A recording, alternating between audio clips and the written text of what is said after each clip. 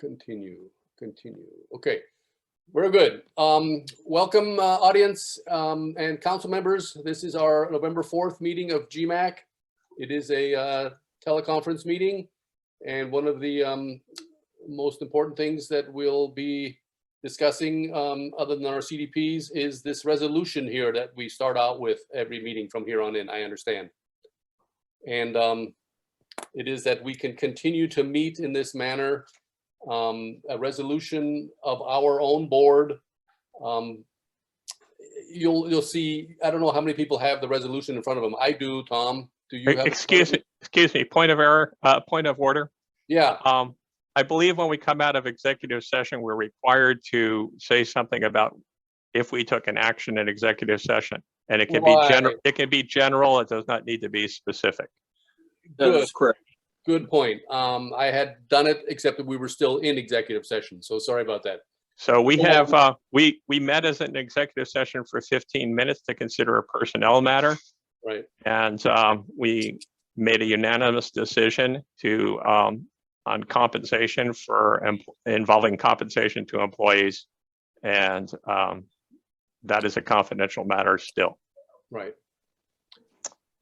Okay, then we're back to the regular meeting now.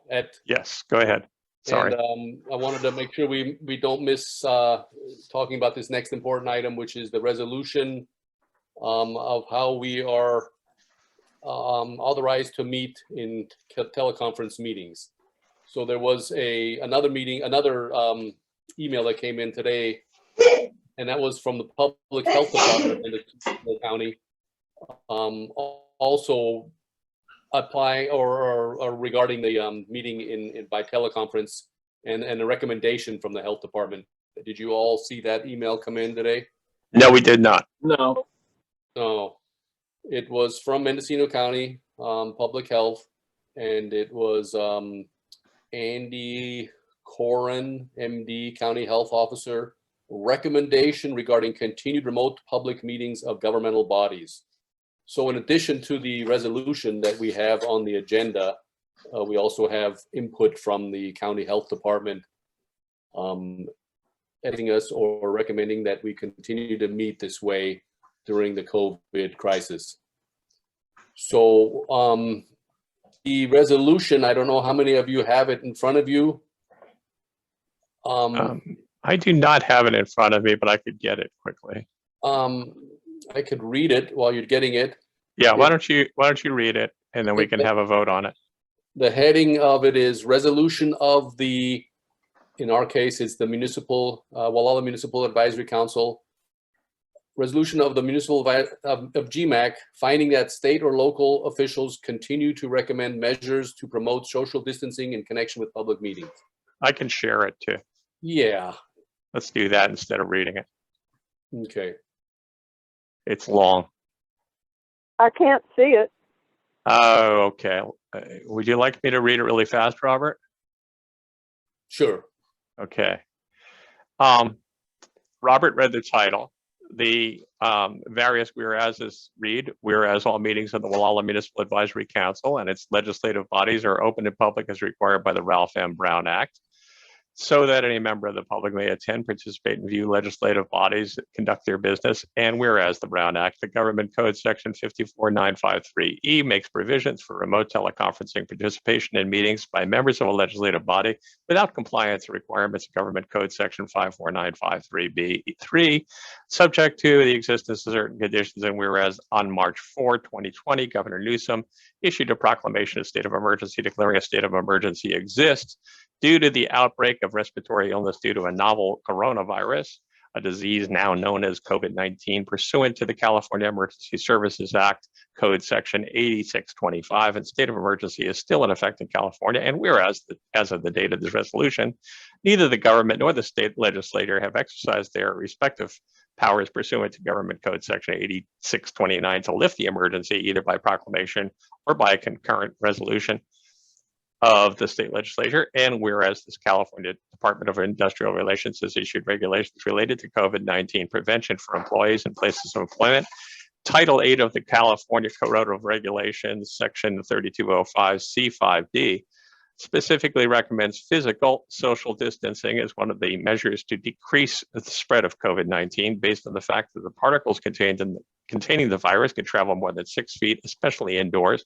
And whereas the Mendocino County Health Officer continues to recommend teleconferencing during public meetings of legislative bodies to protect the community's health against the spread of COVID-19. And whereas GMAC finds the state and local officials have imposed and recommended measures to promote social distancing based on Mendocino County of Health Public Officer recommendation and the California Department of Industrial Relations issuance of regulations related to COVID-19 prevention through Title 8 of the California Code of Regulations, Section 3205 C5D. And whereas a consequent, GMAC is hereby find current conditions meet the circumstances for Government Code Section 54953E3 to allow this legislative body to conduct its meetings by teleconferencing without compliance to Government Code Section 54953B3 pursuant to Section 54953E, and that such legislative body shall comply with requirements to provide the public with access to the meetings as prescribed in Government Code Section 54953E2 to ensure the public can safely participate in and observe local government meetings. Pause there. Very good. Section 1, recitals. All of the above recitals are true and accurate and are incorporated into this resolution by reference. Section 2, current conditions authorize teleconference public meetings of legislative bodies based on the governor's continued declaration of the state of emergency, the Mendocino County Public Health Officer's recommendation to continue teleconferencing, and the relations issued by the California Department of Industrial Relations. The GMAC finds the conditions continue to exist pursuant to Government Code Section 54953E3 to allow legislative bodies to use teleconferencing to hold public meetings in accordance to Government Code Section 54953E2 to ensure members of the public have continued access to safely observe and participate in local government meetings. Section 3, remote teleconference meetings. GMAC is hereby authorized to take all actions necessary to carry out the intent and purpose of this resolution, including conducting an open and public meetings in accordance with the Government Code Section 54953E2 and other applicable provisions of the Brown Act. Effective date, this resolution shall take effect immediately upon its adoption. The foregoing resolution was introduced by, I will introduce it. Is there a second? I'll second it. Who seconds it? Don? Okay. And carried on this day. Robert, would you like to conduct a vote? Don Hess is the second and carried this. Okay. Melissa? I'll vote yes, but couldn't you say it shorter to say it's not safe to meet in person, so we're going to keep zooming? It would be, but this is the resolution recommended by the County Council. Well, We'll have to do this at each meeting. After we vote, okay, we'll think. okay, I'll vote yes. Well, yes. Okay. Kevin? Yes. Don? Aye. Tom? Aye. And Robert? Aye. My suggestion would be that we give this a name, and we're not going to read it every time, but we like the COVID resolution, or what are we going to give it a name? We do need to publicize it each time, Oh, and we don't need to read it each time if we include it in the agenda.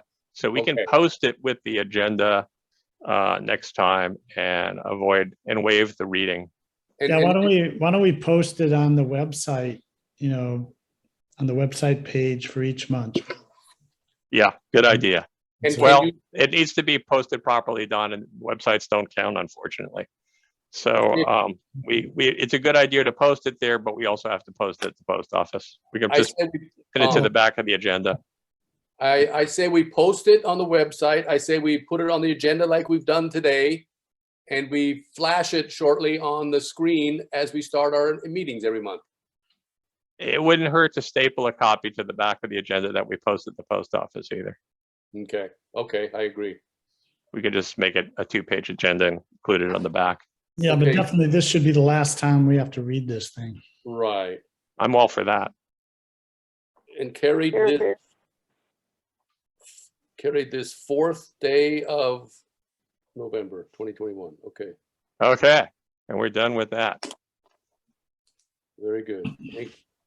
Thanks for reading that. Thanks for your patience. Okay, so we have 5 ayes, 0 noes, 0 absent, 0 abstain. Okay, on we go. Any introductions and announcements this evening? Any other announcements? Mary had one regarding that the other person attending from AT&T. There's Any nobody other here. announcements? That person is not here yet. Not yet. Okay. Any introductions? No. Okay. Consent agenda. Approval of the October 7th meeting minutes. They were 3 pages long. They weren't too long. I will move to approve. Okay, thank you, Tom. Anyone want to second that motion? What about if I second it? Good. I'll second it. Okay, let's take a vote. Melissa? Aye. Kevin?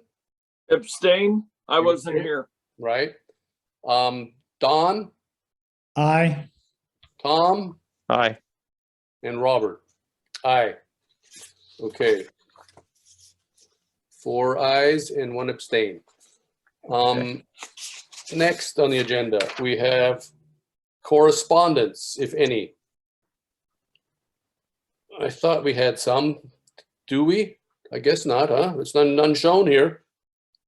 You had all that stuff from the county notice of the Brown Act of the resolution that you just wrote or Right. you voted, and then the county health department recommendation of the remote public meetings, which have to be attached to the minutes every time you agree to the resolution.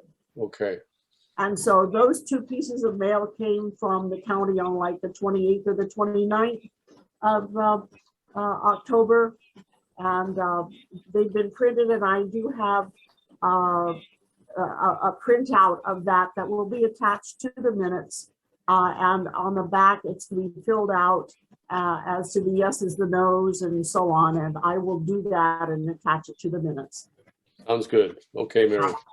They're both legal documents, so they have to go with that. So the copy that Tom was showing online on the screen, where we have the Gualala Municipal Advisory Council name inserted, and then this new Public Health Department document that came in today. Yeah, I've added the notice from county and correspondence here, and I would move to approve this agenda as amended with that change. I'll Okay, second. okay. Who is the second from? Kevin. Kevin. So we're on to 3C. Good. Wait, you got to vote. Let's take a vote. Right. Melissa? Is she still here? I'm sort of here. Like I said, I'm drifting in and out. Okay, we What was that about? we amended the agenda to include the notice from the county regarding teleconferencing, and so we are now on 3C, approving the agenda as amended, and we're voting. Okay, yeah, because the resolution of authorizing teleconference meetings was already there, so Right, but I'll vote. we didn't have it under correspondence, and so we'd made a slight edit to the agenda. Oh, okay, aye. Okay, Kevin, Aye. Don, Aye. Tom, Aye. Robert, aye. Okay, so we've approved the amended agenda. We're on to public input on non-agenda items. That includes any of us acting as citizens. Any input on non-agenda items? Anybody in the audience? Okay, hearing none, we are on to the law enforcement report. JD, and who else might be here from law enforcement? I believe JD is the only one. Lieutenant Okay. Comer, I think you have some good news for us tonight, right? Let's give him the floor. Is he still there? He is. He's just Yeah. getting his mic on here.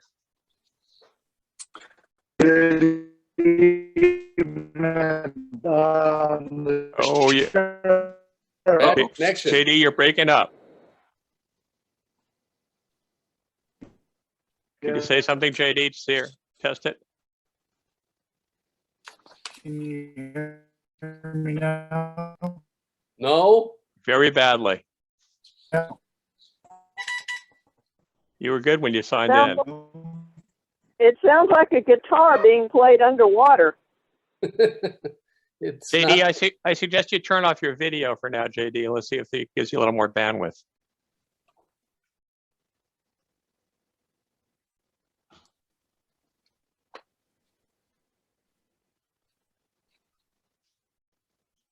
We've lost them all together. He's trying to turn off his video.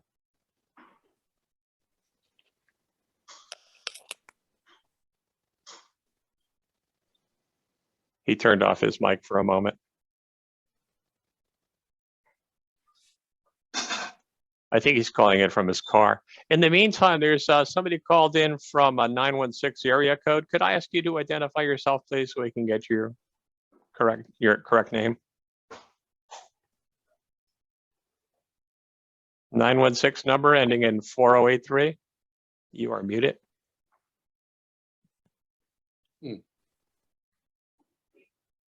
That may be our other guest from Epic. Hi, are you able to hear me now? Yes. Yes. And your Hi, name, this is please? Donna Davis. I'm Donna Davis with AT&T. Thank you, Donna. Sorry. You can go back on mute. I just want to get your name on the screen here so people know who you are. Thank you. Okay, JD, are you back with us? Oh, wait a minute. He logged off and he's coming back on.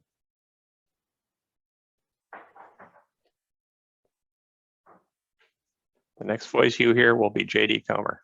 You should be able to hear me now. How about now? That's That's good. All right. Sorry about that, y'all. No problem. No problem. All right. Good evening. The sheriff sends his apologies. He will be unable to attend tonight. He's in another meeting. And I did hear you guys. It sounds like you guys heard, but definitely good news for the coast, specifically the Elk and Albion communities, as William Evers was apprehended earlier today. Wow. And William Evers, or AKA Redbeard, has been a very hard person to catch, I'll say, but he was captured today and at the Ukiah or Mendocino County Jail in Ukiah. So definitely good news. A lot of people are relieved. Mhm. Going locally for Gualala, I'm going to shoot from memory here because I just left my notes where I just moved from, but Gualala for the month of October being covered has had about 50 calls for service. For the sheriff's office, the majority of those are very minor in nature, and with some of the more major type calls, we had one burglary reported. We've had, I think, 3 missing persons reports taken during the month of October, and as well as a couple domestic violence cases. And then definitely a number of welfare checks requested for the month of October. Outside of that, I think we've taken 6 investigative reports for the month of October, with one of those resulting in an arrest. So that would probably highlight the Gualala area. I do want to share that for the Fort Bragg area, Mendocino area up here on the North Coast, we've had a very high influx of mail theft. And when I say high, it's definitely people are going around stealing mail again. It's that time of the year, obviously, December, going into Christmas and that. So everybody be aware of that. And with that being said, I'll throw out there, I don't know if I shared this information before, I'll share it now, is that anybody can register with the Postal Service and be able to check to see what mail is delivered to their house on a daily basis. And they'll know if they got all their mail or not. So that's just a pretty simple thing to do. I think you can do it directly online with the Postal Service, and it's just like an account. You can check daily to see what mail's being delivered, even ahead of time before it's delivered. And last I don't think this information was passed on during the last GMAC meeting, but I think everybody's aware that CHP Officer Sergeant Aaron Finnegan was relocated, and there's a new sergeant on the coast, Sergeant Dykes, and he's the one that took Sergeant Finnegan's spot. So I think that's all I have for you. If you guys have anything for me, I'll be happy to answer. Anyone? I have a quick question. Sergeant Dykes, is that D-Y-K-E-S? I believe it's D-Y-K-E-S. And do you know a first name on him yet? That would be David. David Dykes. Well, we wish Aaron well. He was a nice guy, and we'll look forward to speaking with David Dykes soon. Yes, I'll try to get him tuned into the next GMAC meeting. So on that note, JD, there was one of our local residents posted on Facebook the other day, video of a nighttime exhibition spinning donuts in an intersection video. I don't know if you saw that or not, but it's short and it's worth a view, I think, for particularly the CHP. and where is the access point for that? I can check on that. I saw it on the Gualala Trading Post Facebook page. I know Maybe who send me a submitted link it. if you could. You got my number. Yeah, I'll see if I can do that, or if it's on YouTube, I'll send that to you. I'll definitely pass it on. Tom, I thought I traveled between Anchor Bay and here and Gualala every day, and I thought I saw those kind of markings like there were somebody who was doing a spinning out on that straight stretch north of Gualala. Could that be? This looked to me to be the intersection of Ocean and Highway 1. Ocean and Highway 1? Ocean Yeah. Drive? Oh, that far in town. Okay. Yeah, in that big intersection there. It was a white pickup, four-door, doing an impressive job of spinning in circles. Didn't leave any tracks. I didn't see any tracks down there, but pretty noisy. All right, well, definitely send me a link if you have it to that video, and we'll take a look. Okay. I also sent everyone Mr. Dyke's new email address, and that the other gentleman have retired, and Mr. Finnegan. I sent that about a month ago, I do believe, when I got his resignation announcement, and is saying that David Dykes was the new sergeant. So I do believe that everyone should have Sergeant Dykes' email and information. Okay. And we look forward to meeting him too here next month, possibly, according to JD. Okay. Any other questions for JD? All right, I'm gonna go ahead, Well, Mary. JD, please go out and buy yourself a beer and send Robert the bill, and we'll be. I think the whole Thank you, department department deserves beer for catching red beard. So good job. Yeah. Please pass that along to the sheriff for us. All right, thank you all, and have Okay. a good evening. Thanks for coming back. You do. Thank you. See you, JD. Okay, well, that was interesting news. How long was he on the loose, this guy, Redbeard? 6 months? Close to a year. It was February last year, I think. Wow. He had a lot of help in the community, I think, and but you know, ex-cons who were wanted on a warrant and shoot at our sheriff's deputies are not our friends. No, no. Okay, shall we move on to our CDPs? Under our permit applications, we have the continuation of CDP 2021-0006, and that's the proposed construction of a 120-foot cell tower with antenna at Country Club Way in the coastal zone up above town here. And this is a continuation. I recall we talked about it last month briefly, and some of the items we as a council were wanting to know about were if the neighbors had yet been notified. I had a short talk with Ashley Smith this afternoon, and she'll explain a little bit to us all as a council what their plan is on notifying the neighbors. We did receive coverage maps, and you've all seen those, right? I passed them online to you all. Yeah, I received those. Okay. And so the other items we were discussing at our last meeting was the need for those services, new customer numbers, and some unanswered questions. So who would like to talk? Don Hess and Melissa Finley were the council members that handled this primarily. So would you two like to take up on this? Melissa, Don, have anything Well, to say? I saw the map, but they didn't really say anything about who would be covered and who isn't getting cell service now that would be getting cell service from this cell tower. No mention of that number. Okay. Maybe we should have the applicant speak first before we have Don and Melissa talk about this. Is that okay? Yeah, I think that's where we need to go. I mean, I was mainly concerned about possible duplication of coverage, since this tower is really not very far uphill from the Big Gulch Tower, where indeed there are operational AT&T antennas already.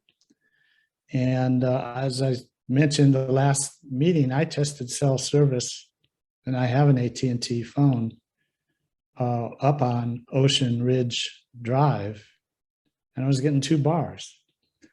So, I mean, in terms of actual cell coverage, Thanks, Tom. that area, it seems already, functional.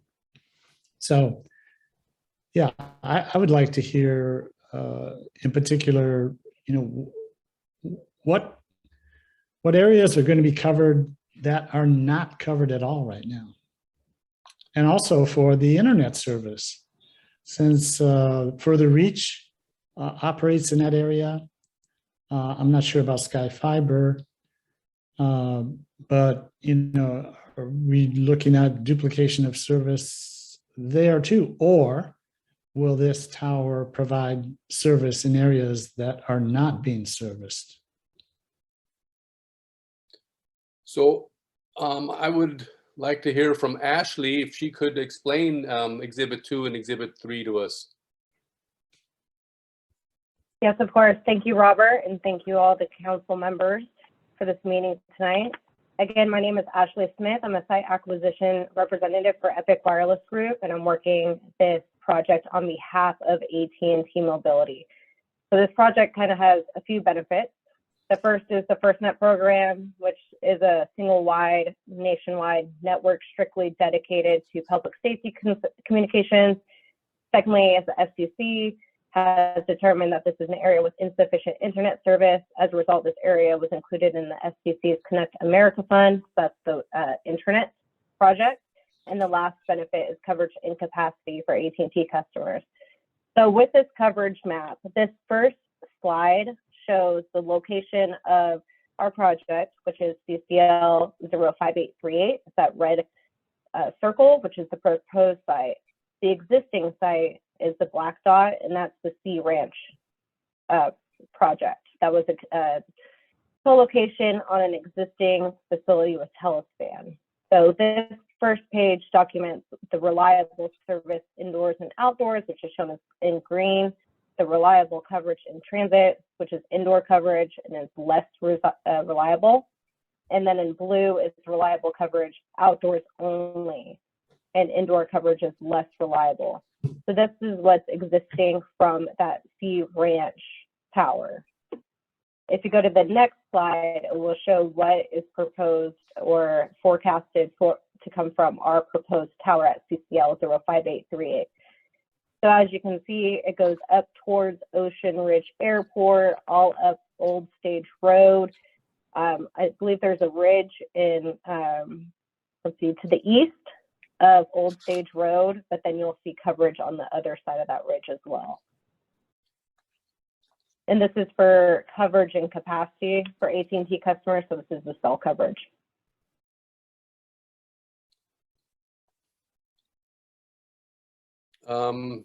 Ashley, that area to the east of the ridge is very sparsely populated. So that I was kind of curious what the other tower, the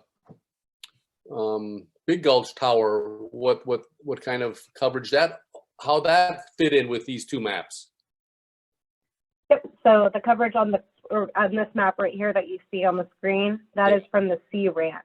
That's from the existing facility. That's down at the Sea Ranch, right? That's 10 miles south of us. But the Big Gulch one would be. Excuse me. There's some confusion here. That is not 10 miles south of us. That is the existing tower off Big Gulch, isn't it? That is? Okay. Well.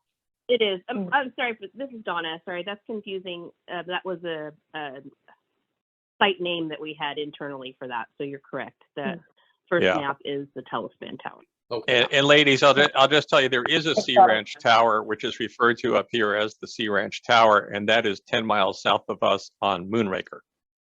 Right. Sea Ranch is a separate development in Sonoma County. So I was kind of curious how they all interface with each other, and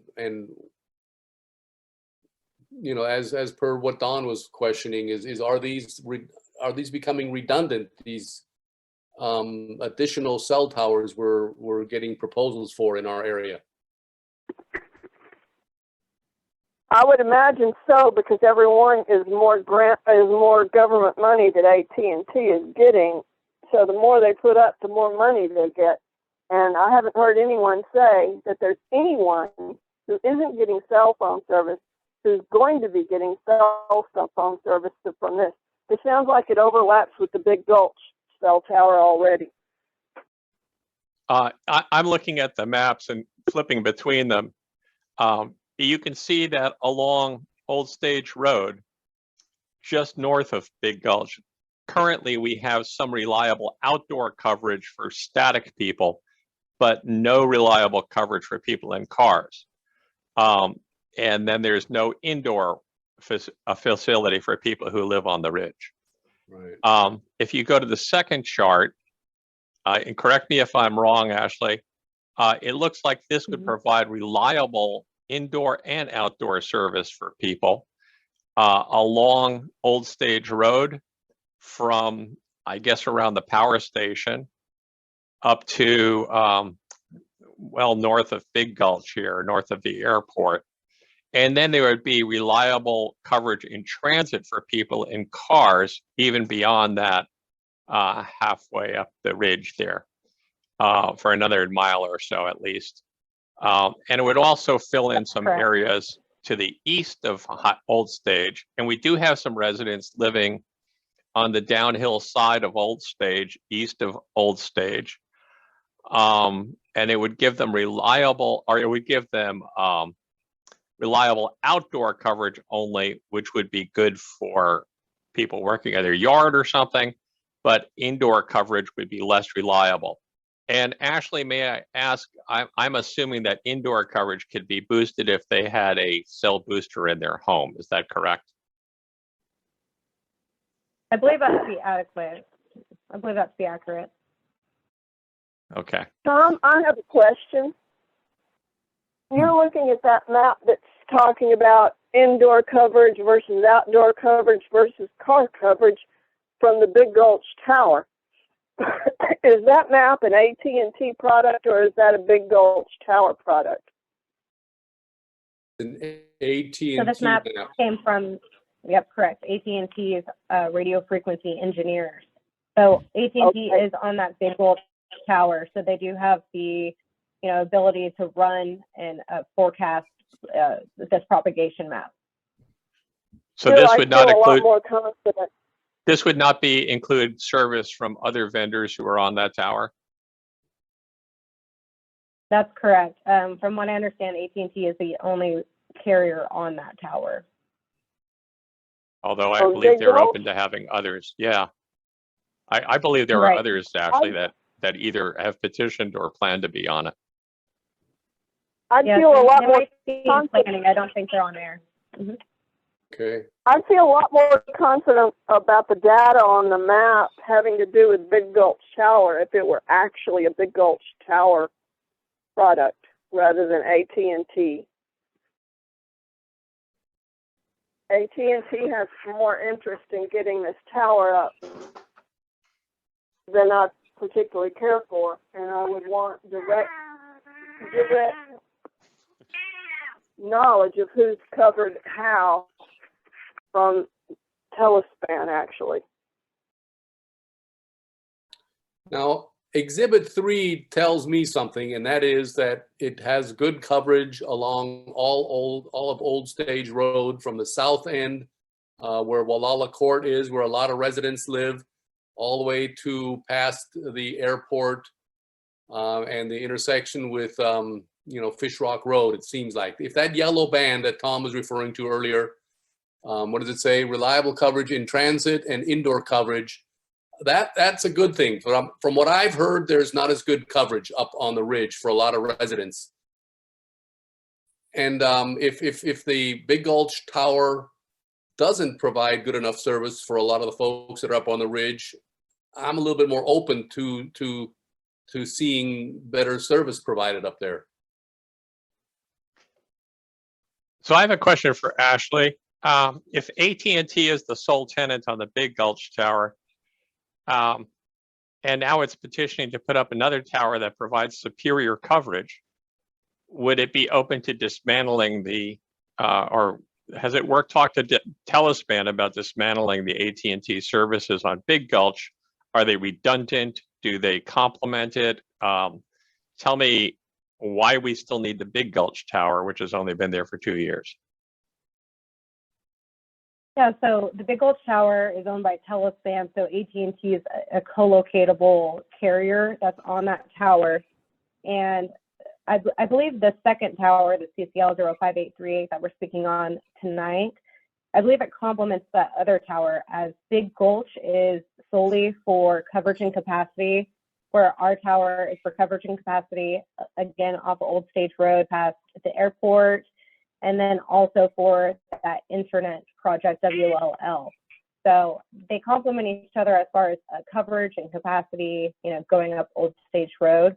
I don't think, well, I know that AT&T would not dismantle their antennas at that tower for this project, as they, again, complement each other. Isn't Verizon on the Big Gulch Tower also? I believe Telespan told us they certain. expected several carriers to be on the Telespan Tower. Yeah. Verizon, Sprint, and AT&T. That's what I thought too, but That's what we were sold. on these, Don, do you have any information on that, Don? On the Big Gulch Tower? Yeah, on who is allowed to be on there? My understanding is there are multiple providers on that tower. So Verizon is probably there, and I don't know who else. And But, Minutes. in fact, if this tower does provide this service to those areas along Old Stage Road, which apparently, does not have very good coverage now, and I know there are a number of people that live up there, then perhaps it makes sense. I did not do any extensive testing other than Ocean Ridge, which is really not that far from the Big Gulch Tower. I am curious about the Exhibit 3 map you provided. It sort of stops arbitrarily, to the north. I'm wondering how much further it goes, that coverage. I mean, it's a square map, and these signals don't restrict themselves to a square area, of course. Right. Yeah, I'm not too sure how much further it goes, but it does appear that they did kind of cut it off right in the center of what could be additional coverage to the north. I could definitely reach out to our radio frequency engineers to zoom out to see how far that coverage really goes of Old Stage Road. If Yeah, that would be beneficial. I think that would be useful to know, because that does seem like an arbitrary stop endpoint to that map. Probably because there aren't any people living there. How many people who aren't currently getting cell phone service will get cell phone service from this tower? I keep asking the question, and I'm going to keep asking it until someone answers me. As well as, We don't have a. One at a time. Go on. does it go to Iversen Road and cover any of Iversen Road? Because they have no service at all, period. Iversen Road, I'm not too certain where that road is. Is that located in Gualala? It's up on the ridge. It's north of the Fish Rock Road intersection, Ashley. Yes.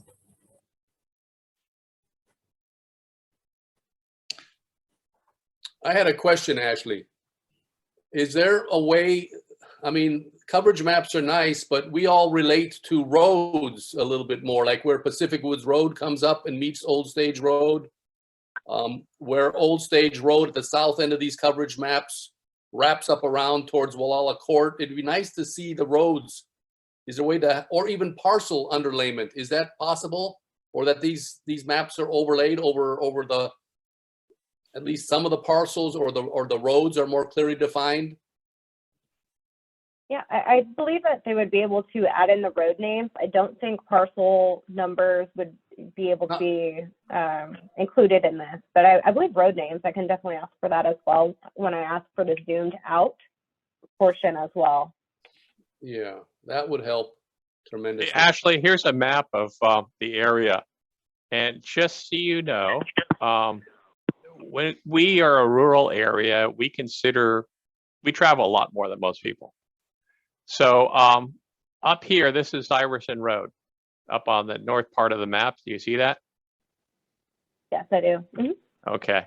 And this is your project down around here. This is around Big Gulch here. So you're talking about this area. Here's the airport. And this looks like where your coverage area is based, and all along here, and it extends something up here. But then your map cuts off. And our area that we serve as GMAC extends all the way up here to Iversen Road. And this whole area here is rather sparsely populated, but heavily traveled along Highway 1. It's vital to our emergency services. And we have a goodly number of residents who live along the northern part of this road and along Iversen and in the hills in between and along Highway 1. So that's why we're asking this. And if you have a broader coverage area map, that would help us deliberate on this more efficiently. Also to the south, AT&T has pretty good coverage on parts of Sea Ranch, but not all of it. That's across the river. Where's the river? Oh, did I pass it? Here's the river. So Sea Ranch is down here. Just to reorient you. Here's the airport, and here's Sea Ranch. So this part, the northern part of Sea Ranch, doesn't have great coverage. There is the Moonraker Tower is down around here somewhere. Well, here's the airstrip, so it's south of that.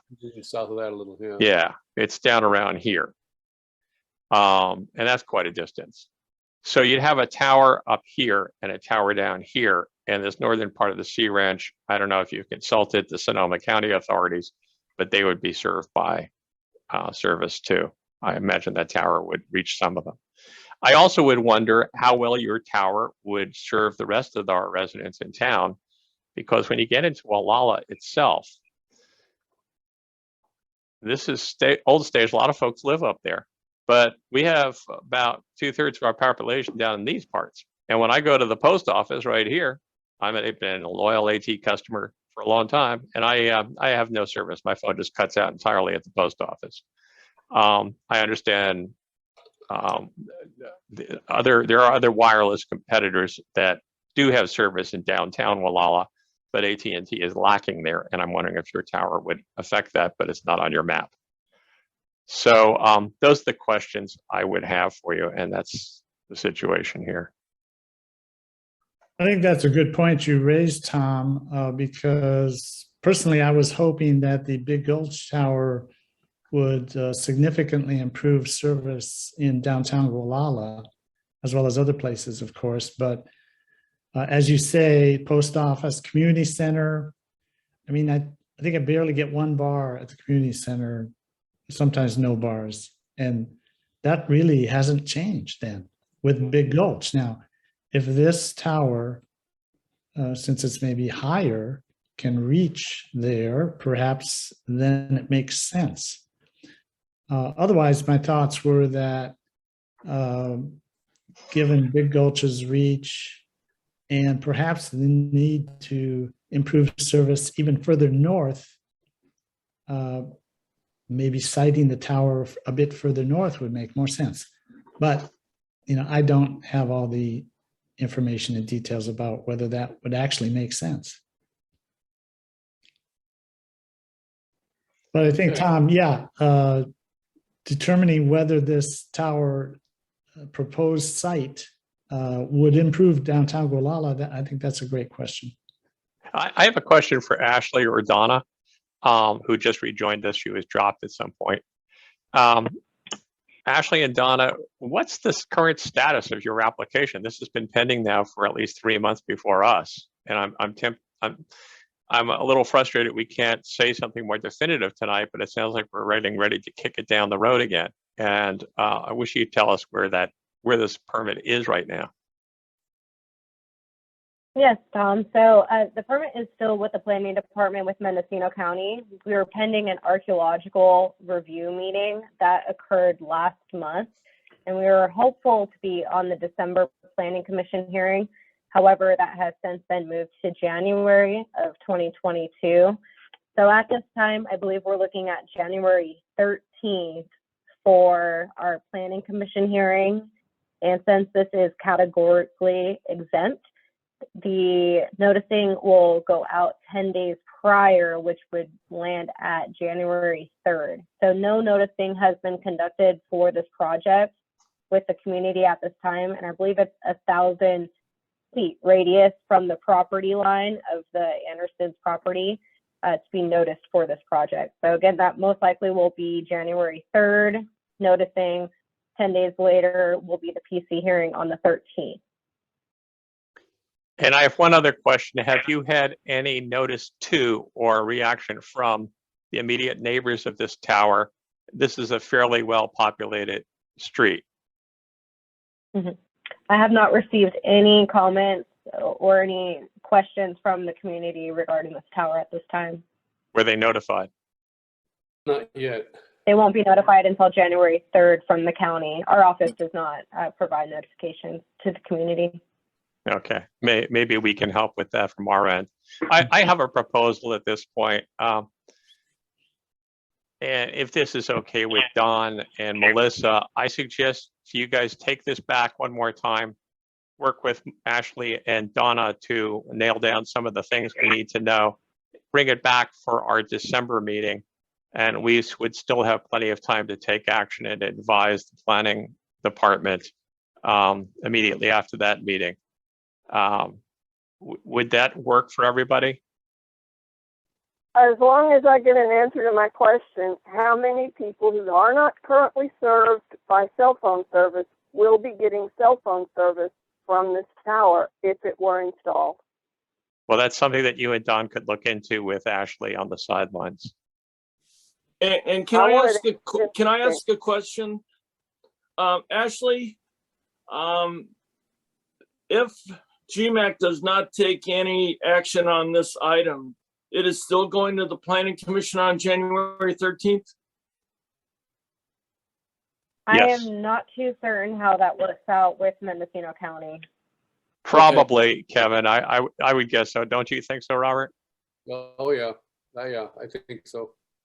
Okay. Given the time we put into this already, we'd like to nail this down and make a voice heard. You know, if there's a legitimate argument for extending service along the ridge to a goodly number of households, I could see the argument for doing this, but I still feel after 3 months, we don't have sufficient information to rule on it at this time. I would like to make a motion unless anybody else has anything to say. I'd like to just say a couple things. I'd like to see if we can get that question answered that Melissa posed, okay? As to how many new customers we could really get. I think that's even in the meeting minutes from last month. How many new customer numbers or customers could we gain from this? And then on the noticing, Ashley, I'm a little bit concerned because of the location of this cell tower. Don was down there. I don't know if Melissa went to it or not, but 1,000 feet diameter was what you were saying earlier? It's 1,000 feet from each property Okay. line. I'll have to look at my real estate maps, but that doesn't reach out to a whole lot of a whole lot of property owners being aware this is situated, this parcel. I mean, it's on a large parcel and 1,000 feet doesn't, I'll have to look and see how many people would be actually notified on this project, on this proposed project. Doesn't seem like a whole lot of people. Whereas a lot of more people should know about it. All along the Old Stage Road, that whole service area, I think people should be notified of this proposed project so they could give their input. So, I think that's a good point. Here, I have another point to make. okay, Don and then Melissa. Yeah, Robert, I think that's a good point. 1,000 feet, when you consider all the households that are on Ocean Ridge Drive, plus additional houses in the neighborhood up and down Old Stage Road, that's 1,000 feet is not going to include very many houses. It's not. So, yeah, I personally feel more people should be notified. And yeah, what I suggest is, myself, and if Melissa wants to be involved, that's fine too, but I could be the coordinator in terms of this proposal, and that is any of us who have any questions, email them to me. I will put together a list of questions and then I will get it to Ashley. And then hopefully those will all be fully addressed in our next meeting. Mhm. Thanks, Don. Okay, Melissa? Yeah, my point is that we live on the coast. I don't know if you know about coast time. I've learned about it since I moved here. 10 days is nothing. 10 days, there are people that don't go to the post office every 10 days. Sure. 10 days is not enough time to look at it, figure out what's going on, and to respond. People should be given at least a month, maybe 6 weeks notice that this thing's going up. And once it's done, they can't say, oh, but I wait a minute, I don't think I like this, or whatever their input is.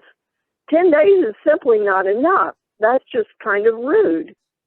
Well, Melissa, I'm not sure that this is AT&T's responsibility. I think it's the Planning Commission, and I think I talked to somebody in the planning department, as I explained previously, that the Planning Commission sends out these notifications, and the GMAC, they don't do it for a GMAC meeting, and they do it on their schedule. Whatever formula they typically use, the protocol. And so that's what it is. Okay, the Big Gulch Tower, they send out notifications several months in advance. Who's they?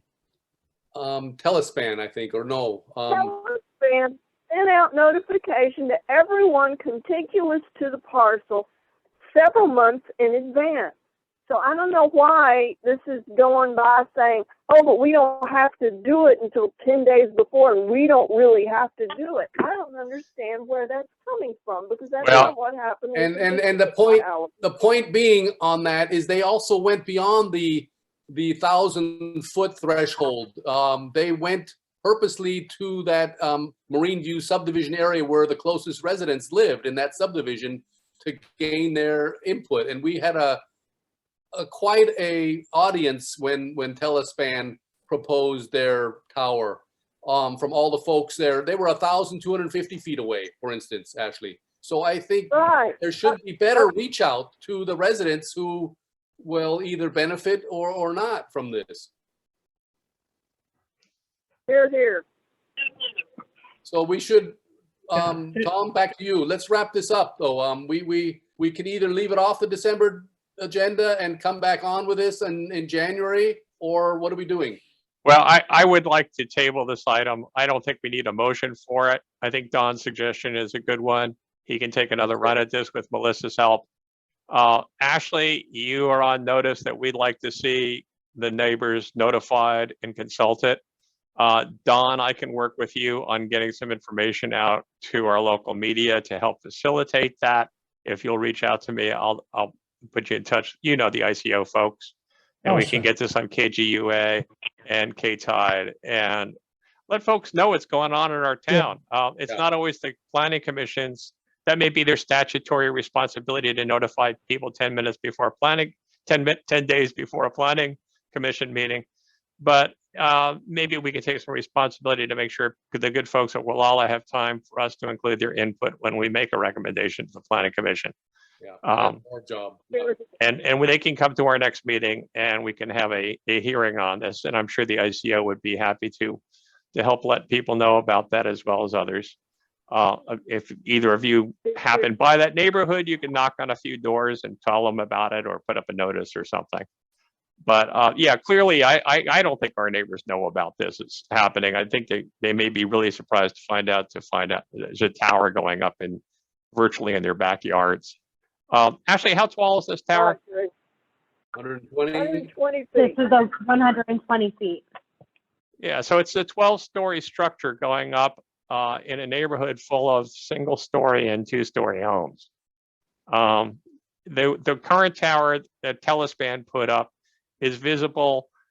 It looks like, I'm sorry, but it looks like a giant phallic symbol standing on a hillside in a town that prides itself on its natural environment. You know, I've yet to see any representation of what this new tower would look like. But I really don't want another giant derrick up there on the hillside without people knowing what's going on, even if there's additional service promised with it. So, you know, let's be a little bit more aggressive, affirmative in AT&T's and Epic's part of getting this out to our community. Don, I'll be happy to do anything I can to assist you in your continued work on this. Let's bring it back for the next agenda. Mary has a question. Mary, go ahead. I just drove down to Santa Rosa on Tuesday, and the cell tower in Salt Point, as well as the one at Bodega Bay, are exceedingly egregious looking. They are definitely out there for anyone who wants to drive down Highway 1. It looks horrible, and I am definitely in agreement as a public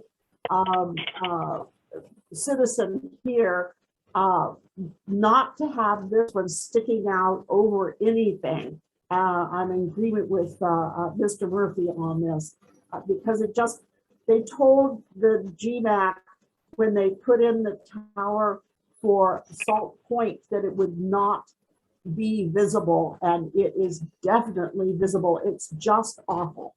And I just want to tell you, I saw it on Tuesday, and I saw the one down in Bodega Bay, and they are definitely a ruination of the pristine looking natural environment that we want to keep here. I don't think you're going to see the one on the Anderson property like we do the one on Big Gulch from the highway, personally. Yeah, that's true, Robert. And as a matter of fact, the proposal that was submitted for this includes a number of pictures with representations of where the tower would be. And in all the pictures that they showed, if I'm not mistaken, and I'm looking at a couple of them right now, you can't see the tower at all. Right. From Highway 1, the people who live up there, it's not there at all. Live up there don't deserve to have their backyards uglified with this thing. There's more than a view from Highway 1. What have we heard from the actual property owner on this? Anything? Nothing. Hadn't showed up to one of these meetings. Hadn't explained a thing. What? Maybe all he wants is the money. Maybe he doesn't care how ugly it is. Well, don't know. like I said, it's not going to be visible to anybody else but them, is what I'm thinking. Oh, I'm thinking it's going to be visible to everyone who lives around there within a quarter of a mile. It's a lot taller than the trees out there. Yeah, okay. Yep. Well, we should get to the bottom of that, but knowing the real estate up there, and I just don't get the feeling it's going to be visible like the one on Big Gulch. It's going to be visible from Ridge Road. Okay. It's higher and tall.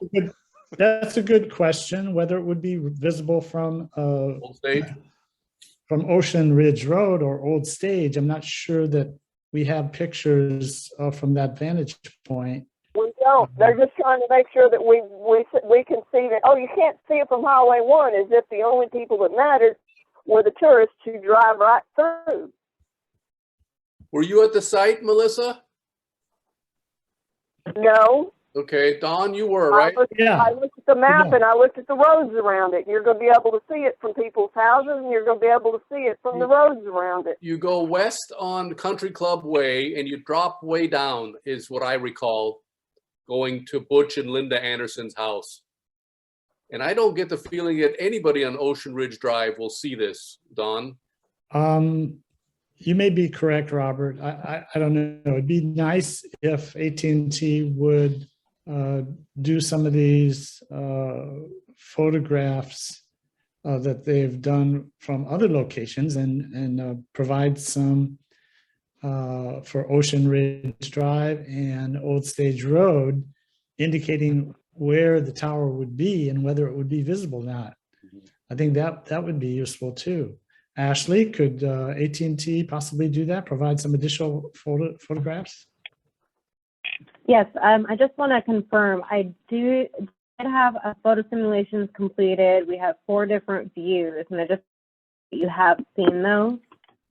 They do include Country Club Way, right off the driveway, and then also off of Old Stage Road. What about from downtown Gualala or the state park or the Gualala Point Park across the river? I'm not Let too me sure show you where where those those parks are. I would, yeah, that'd be perfect. Thank you. Okay, here's your tower, and here's Gualala Point Park. I can't find it right now, but I took a pretty good picture last couple of months ago. It would be in our videos of the hideous sight of seeing that other tower over here. It's really an ugly tower, and it was promised that it would blend in with the trees, and it does not look like a tree. It looks like a freaking oil derrick up there. A very, very tall one. And these trees up here are about, probably the tallest are about 80 feet tall. And your tower is going to be 120, so you're going to be 40 feet above the tree line. For everybody who visits the coast, they'd see it from here. They'd see it from here. They'd see it from downtown Gualala. So that's what we're talking about. We need more clarification on that as well. That there is, I just noticed there is one photo of Old Stage Road, and it's right at Bauer Park, it looks like, and the tower is not visible, at least the way they presented it. It's behind trees. Well, yeah, sure, because it's downhill from Old Stage Road and you're looking up into the trees. You wouldn't see it from that angle. You would see it if you're downtown or if you're at Gualala Point, out on the beach. That'd be hanging over Gualala. That's perspective. a good question. Would it be visible from the beach? Yeah. That's a valid question. It's not, it looks like it's not visible from where Melissa lives. There's a picture proposal for that location. Right. Can I offer a suggestion here to Ashley and the applicant? Ashley, would it be possible for the applicant or for you guys to raise a balloon from the site 120 feet and a fairly large size balloon that can be noticed from all areas, from the ridge, from Highway 1? But I think that would give us a really real perspective of the impact of 120 feet on that particular area. Yes, we can definitely request of that. We actually do those in other counties as well. Usually that's how we get our photo simulations completed, is by flying either a drone or a balloon. We could definitely request of that. We could let the council know what day the balloon is going up so everyone can view that, and also the community. Okay. Yeah, I think that would be great. Yeah, so if you want to put up a balloon, you could put it in the ICO when it's going to be up and leave it up 2 or 3 days so that people have a chance to look at it. That sounded like an excellent idea, Kevin. Yeah, Yeah, that's a great suggestion, Kevin. let's see if Ashley can get that accomplished for us. Okay, we're And additionally, go ahead. with Go those ahead. photo simulations, thank you, Robert. Additionally to those photo simulations that were completed with those 4 viewpoints, and I'm not too sure if everyone has seen those yet, but one of the viewpoints is from, looks like Robinson Gulch. Is that close to the beach area that you're speaking upon? No, it's quite a ways, and you wouldn't see much from Robinson Gulch when you're looking up the hill. You wouldn't see your tower. You can't see the existing tower. Yeah, I that's would what it's say showing on get yourself somewhere where you can see the existing tower and tell us what yours would look like on top of it. Because yours would be a little bit like, go out to the beach at go out to Gualala Point Park, which is just south of the river from us in Gualala. Go out there, drive out to the parking lot, walk out to the bluff and look up to the north, and you'll see that big old telespan tower hanging over Gualala. And then tell us what your tower is going to look like there. You know what? I can send you a picture. I'll find it on my phone and send it to Don, and he can forward it to you.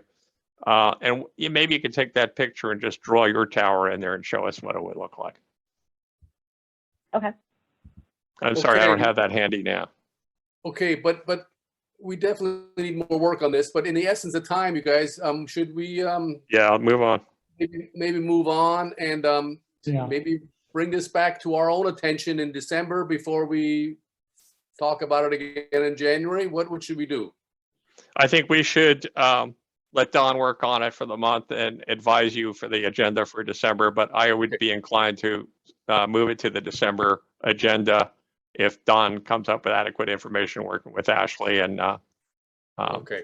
Donna. Otherwise, January. Okay. Otherwise, we'll do it. I think we can shoot for December. January doesn't leave much time to speak to planning. Okay, so we're tabling this again for further discussion until December meeting. Okay.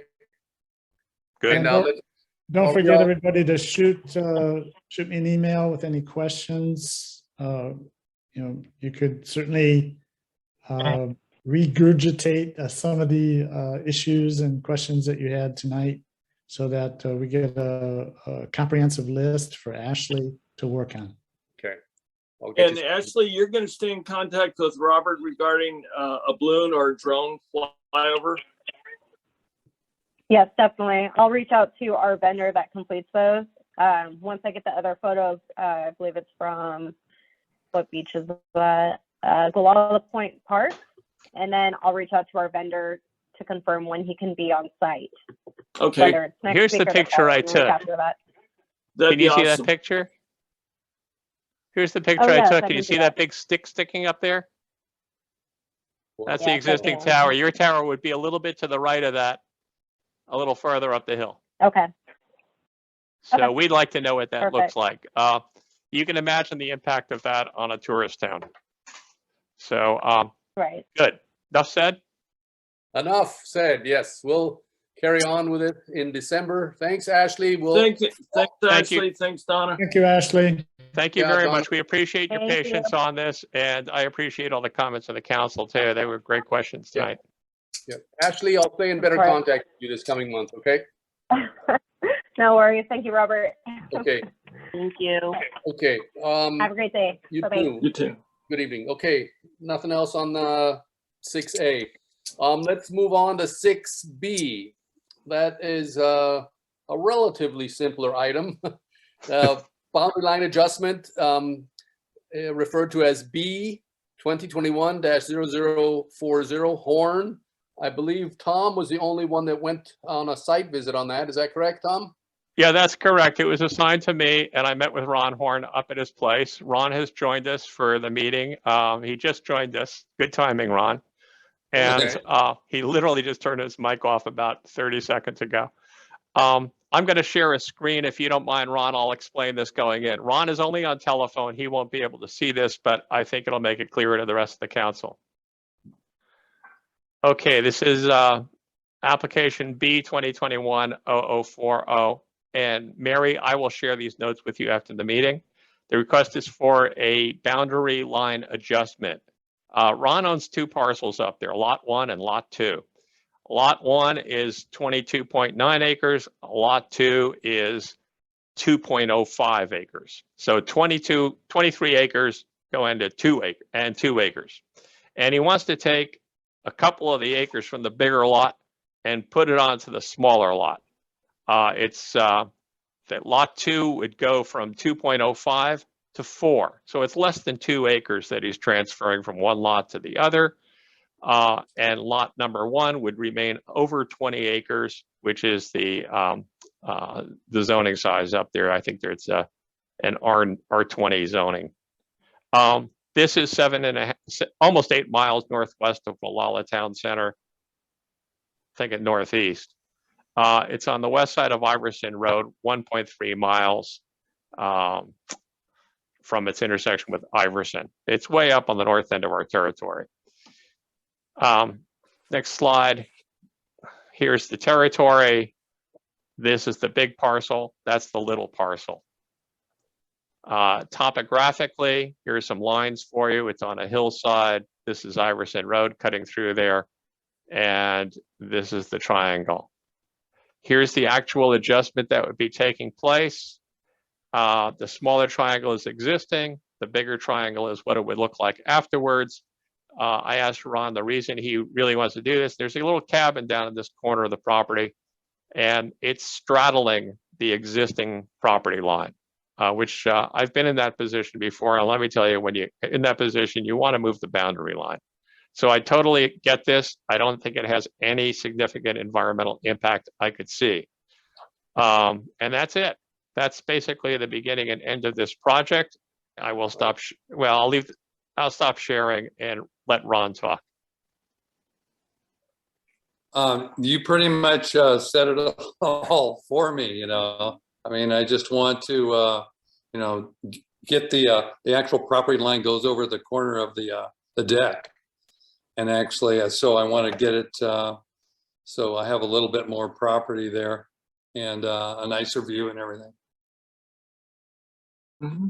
Did you hear that? Yes, you did, Ron. This sounds all good and fine to me. I was just curious. I didn't look at this as closely as I maybe should have, but the 2.05 existing acreage, what is that zoned? God, I think it's just residential. Okay, but what acreage minimum? It's not like the 20-acre piece. It's a lesser zoning probably, but it probably says it on the CDP somewhere, but I'm just curious. I know why you're asking that, Robert. And I had the same question in mind. Most of the zones up there are R10, R20s. And but when you go to the neighborhood on a practical basis, there must be 50 homes that you could hit with a rock if you were a good aim from Ron's property. Is that right, Ron? Yes, that is. There's a lot of small acreage all around that. Yes. So there's been a lot of subdividing, legal or illegal, that's been going on for many, many years. And I think Ron's little parcel with the cabin on it, that cabin goes back well over 100 years from what I understand. So it was their first. 1897. Wow. Okay. So pre-existing use, I say. Mm-hmm. Yeah, it keeps the 20 acres, the 20.94 acre above the 20 acre zoning, and it adds some to the existing 2.05. It makes total sense and solves the cabin problem. So I have no issue with it. Oh, thank you. Any other comments? Anybody want to make a motion to approve or disapprove this boundary line adjustment? I'll make a motion to approve the boundary line being moved. It seems like the logical thing to do. Okay. Melissa makes the motion. Anybody want to second that motion? I'll go ahead and second. Okay, Kevin, thanks. Any further comment? Otherwise, we'll vote. Melissa, Aye. Kevin, Aye. Don, Aye. Tom, Aye. and Robert. I'm an aye. And since I'm familiar with it, I'll write a brief letter to the county saying that we recommend approval of the application. Okay. Ron, just for your information, this doesn't mean you have approval. It means that we're recommending it to the Planning Commission. Oh, thank you guys a lot. You're have welcome. Advisory Council approval. Okay. All right. Good luck with the project, Ron. Nice meeting you up Okay. there. All right. Okay. Okay, thank you, guys. Okay. So we'll move on to item number C. That's Coastal Development Permit 2021-0032, DeWolf. And that Kevin and I viewed this site. It's a proposal to construct 2,900 square foot, 2-story single-family residence and detached 567 square foot guest room over a 672 square foot garage. So usually we have an applicant here in the audience that presents the project to us. Do we have anybody in the audience? I know the applicant Wolf has assigned the project to their agent, who is local architect Michael Wyke. Is he in the audience? I sent Michael all of the information he requested of me and said that he would try to attend. I don't know if He he is is or not. There's nobody here present other than council members and Mary at this point. Yeah, I did send him that information. Okay, well, I just had to check. So Kevin and I will present what we saw at the site and what we know about this CDP. Okay, so Kevin, do you want to start or should I start? Why don't you start and I'll follow? Okay, so I'm looking at the questionnaire that was submitted to us, or that was submitted to the county and then referred to us. And it pretty much says the same thing that I just said, that I just described as far as the project. It does go into a little bit further detail about a new 3-bedroom standard design septic system. I looked into this a little bit further. It's a little bit more involved than a standard design system. It's as per the site evaluator, as per the person that actually did the septic system renewal or update on this, it's more of a complicated septic system that would be placed in the county's non-standard system program. So it is what they call an aerobic drip, or actually it's an aerobic system, which is it's a specially engineered system. So that part kind of caught me off guard there. Minimal grading, gravel driveway in from new Highway 1 Caltrans approved asphalt encroachment. It's definitely going to need an encroachment permit from Highway 1 to get into this parcel. So that's a permit process. It talks about removal of dead and dying bishop pines in order to accommodate this development, and to be replaced with 2 or more bishop pines for every dead and dying tree, as recommended by the botanical report. This is in what is referred to on the county maps as a highly scenic designated area west of Highway 1. It's also designated as a tree removal area. It's also in a critical groundwater resource area. So some of the things that we noticed on the site were some dead and dying trees, but we also noticed a pretty healthy forest along that strip of Highway 1 between the highway and the proposed development. There's water courses on each end of this parcel. It's really a magnificent site. I mean, you have some outstanding views, and it is 2.4 acres roughly. So it can accommodate a larger development.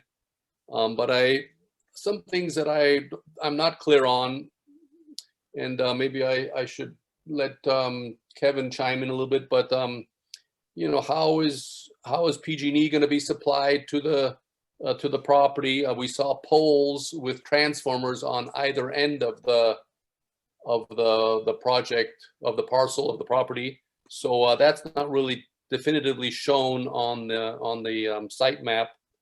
Although if you really get up there with a magnifying glass, you will see it says utility lines, I believe, coming down the driveway. I did notice that, Kevin, when I looked at it a little closer.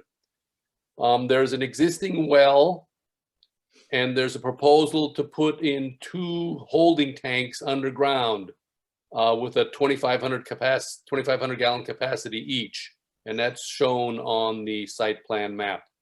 The existing well, there is no record of the well at the county health department, so I would want to see that investigate a little bit further, what it might, the productivity of the well, the potability of the water might be good to know.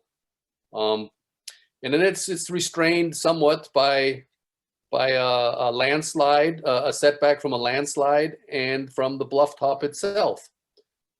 So those are the key things that I've noted, and probably you'll agree or repeat some of the things I've said, Kevin, but go ahead and please give it from your angle. Thanks, Robert. Yeah, I was really pleased to walk this site with Robert. And I'm sorry that the applicant, or at least the architect, isn't with us, because one of the things I really would have liked to have seen is what the footprint of the house is. There were no indications at all as to where the house was going to sit, what direction it was going to face. And what would be nice in the future is if those areas were defined and even with maybe story poles, so you would get an idea of the height of the structure and also the magnitude of it. As Robert said, there's a lot of bull pines there. We have no idea which ones are targeted to be removed or not. That would be helpful too if those were tagged with ribbons or other identifying marks, so we could see that would tell us what trees are looking at taking out, because there are some healthy ones there that I think the ESHA issue might come into play, that if they're going to be taking out a lot of live bull pines, that may raise a concern for the Coastal Commission. When Robert and I were walking around there, we did notice nests in the trees. After reading the WRA report, it indicates that I guess that is the natural nesting for voles, that voles build their nests out of needles up in the trees. So my concern would be if they're targeting and removing trees that are the nesting locations for voles or even the birds in the area. We also didn't find out what the setback is for this house, because we don't know what the footprint is. But their geological report says that the setback should be anywhere from 50 to 56 feet back from the bluff. So there was a lot of unknowns that we couldn't tell you is based on the fact that we didn't know where the house was really going to be located. It was really subjective.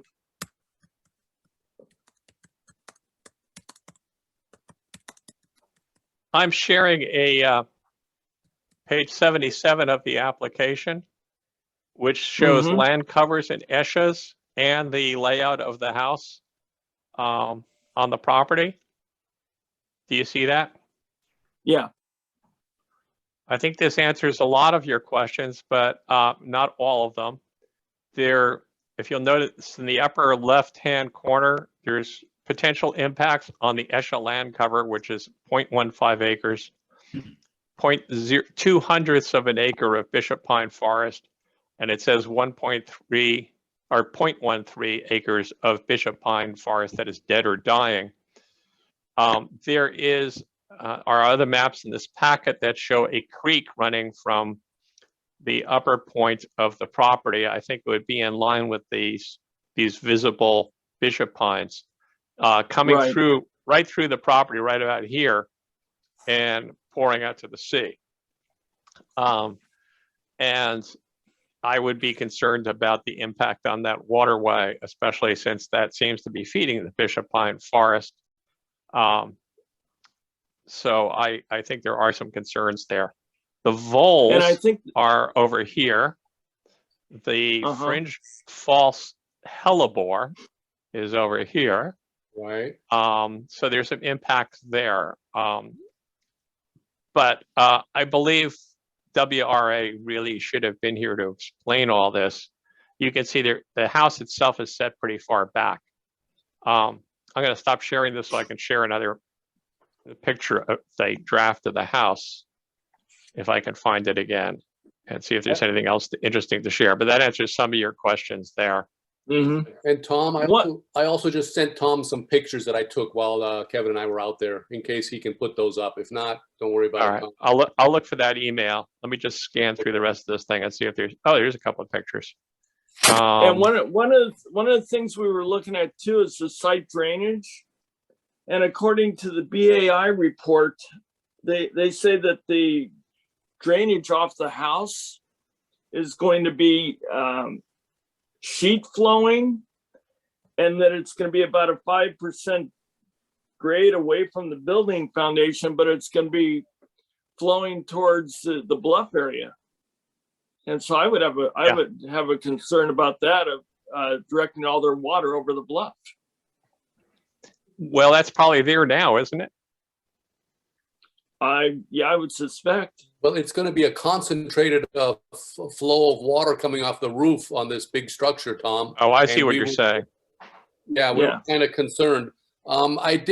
Kevin, I did look at the site plan a lot closer again last night, and with magnifying glass and everything. Usually we get a bigger drawing, but it is a 26-foot setback from the bluff top, the front of the house. And then there's another setback that they refer to, which is the landslide setback, and that's a 50-foot setback. And then in the health department documents that I have from the health department, it talks about a 60-foot minimum for the replacement field of the septic system design. And that's that blue area that we just saw on the map on the northerly part, on the upper part of the parcel that Tom just showed. Right.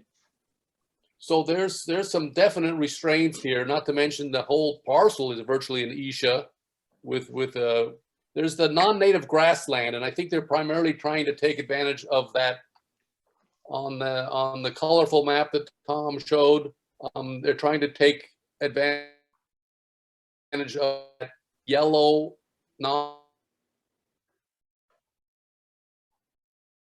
You're breaking up, Robert. the turquoise kind of blue area, which is the dead and dying Bishop Pine. The green area is healthy Bishop Pine forest, the big green area. So they're staying mostly away from that. When we came in the entryway, where the proposed driveway is, there are some, and I think I took some pictures of that, Kevin, and I sent them to Tom. But there are some dead trees there at the front of the house of the proposed home, the way it's shown on these drawings that we have. There were some broken branch, really dead Bishop Pine that we clearly understand could be removed to accommodate this structure.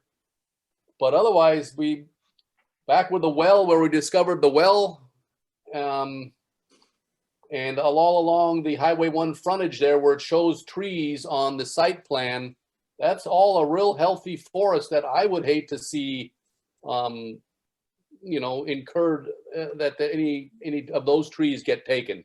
It actually acts as a buffer for the development, and it's scenic in its own right. Sure, you can see between the trees and you can see the ocean, and I think that's of importance in a highly scenic designated area west of Highway 1. But a development can likely occur on this, but it is very restrained. So those first pictures, Tom, thank you for putting those up.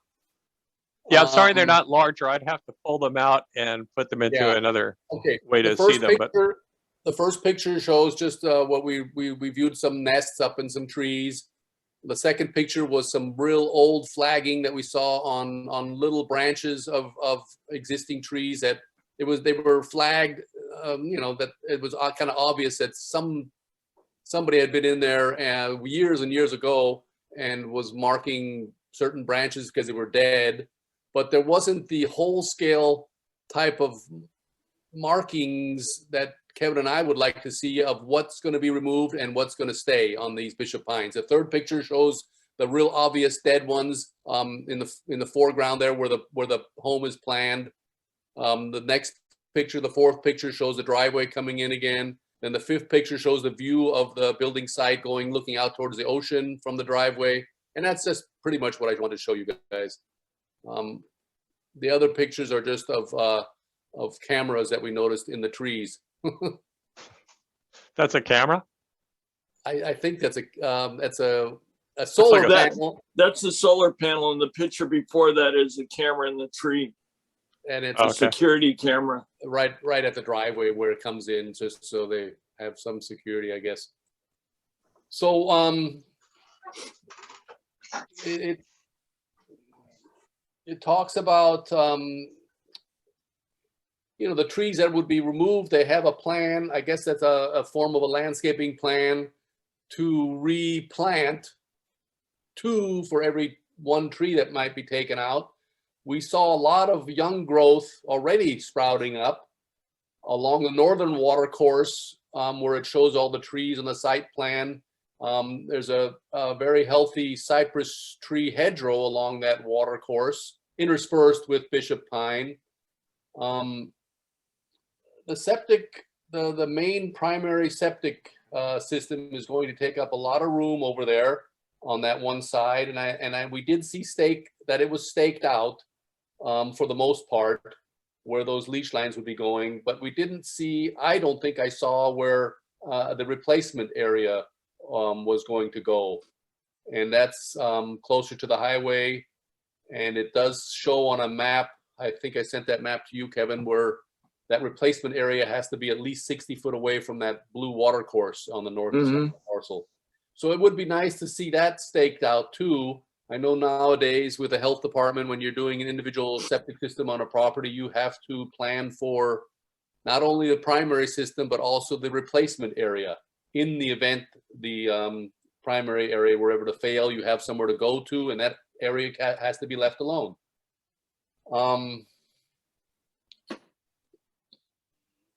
Is it customary for an applicant to usually stake out an area so you see the footprint of what they're proposing?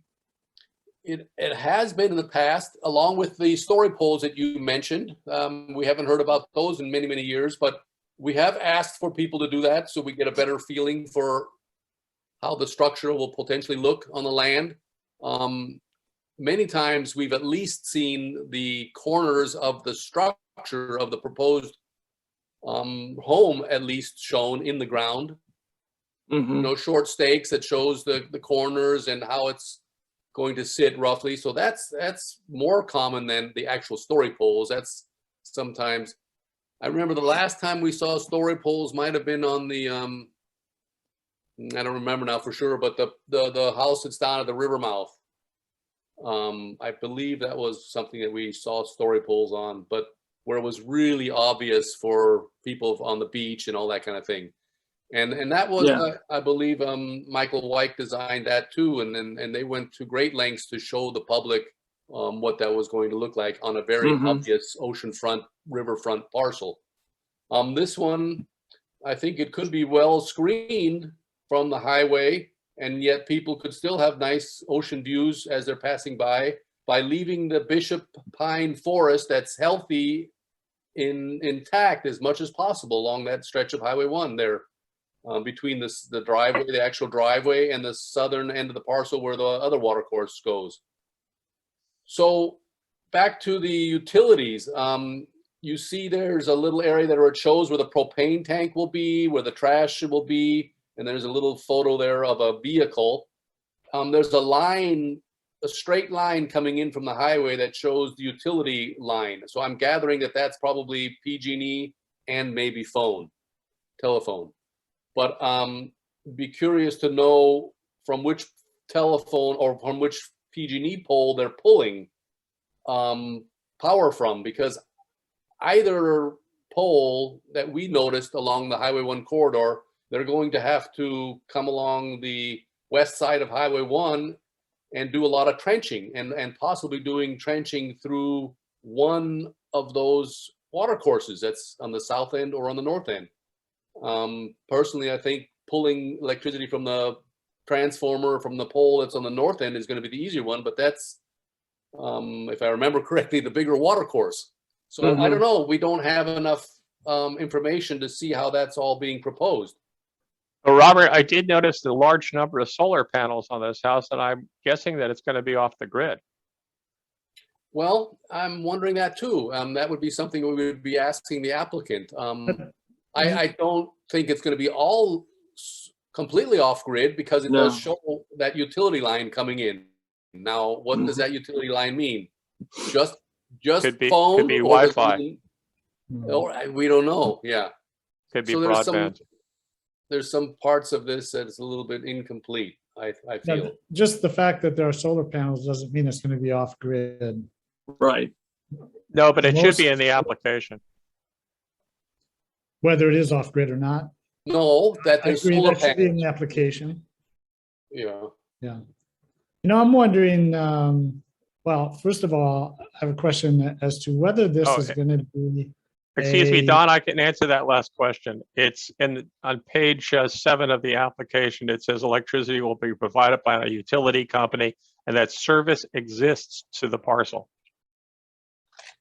What service Okay, exists? it's a. Electricity. No, it doesn't. No, it doesn't. Where does it say that? Page 7? Here, I'll show you. What number on the application? I've got it right in front of me. It's page 7 of 171 on the application. And it's it's up on the screen now. Number 12. Yeah, okay. Will be supplied to the site as follows. It says service exists to the parcel. Okay, Kevin, we looked at that well that we discovered, which looked abandoned, which we just stumbled upon that well, and there were some wires, but they were not connected to anything. I don't believe there's service on that parcel at the present time. Okay, maybe it says yeah. service exists to the parcel, not on the Right. parcel. So possibly that means that there's already a line going by the parcel that can be connected. See, Sure. that's a possibility. That's already underground to the entry driveway. We don't know that. It's not depicted well enough on the site plan. Okay. So, Well, I'm sorry to interrupt Don there. no. So there are a lot of question marks on this. I'm not sure what we should do on whether or not we should approve it in its current form or ask for more information, or what. You could approve it conditionally as well, or So not. What's the time frame on approving this? I'm a little disappointed that nobody was here representing either the owner or the architect or what. I mean, nobody's explaining this to us. Right. And the other question I have is this going to be a single family home that is actually occupied, or is this a vacation home? You know, I'm personally, and I'll be honest here, I'm not all that excited about seeing large homes being built on coastal bluffs. And I think this is ecologically very sensitive area. And much of it, I think, should be preserved to the extent possible. And, you know, allowing large homes to continually be built in these sensitive areas, I don't think it's a great idea. Stupid.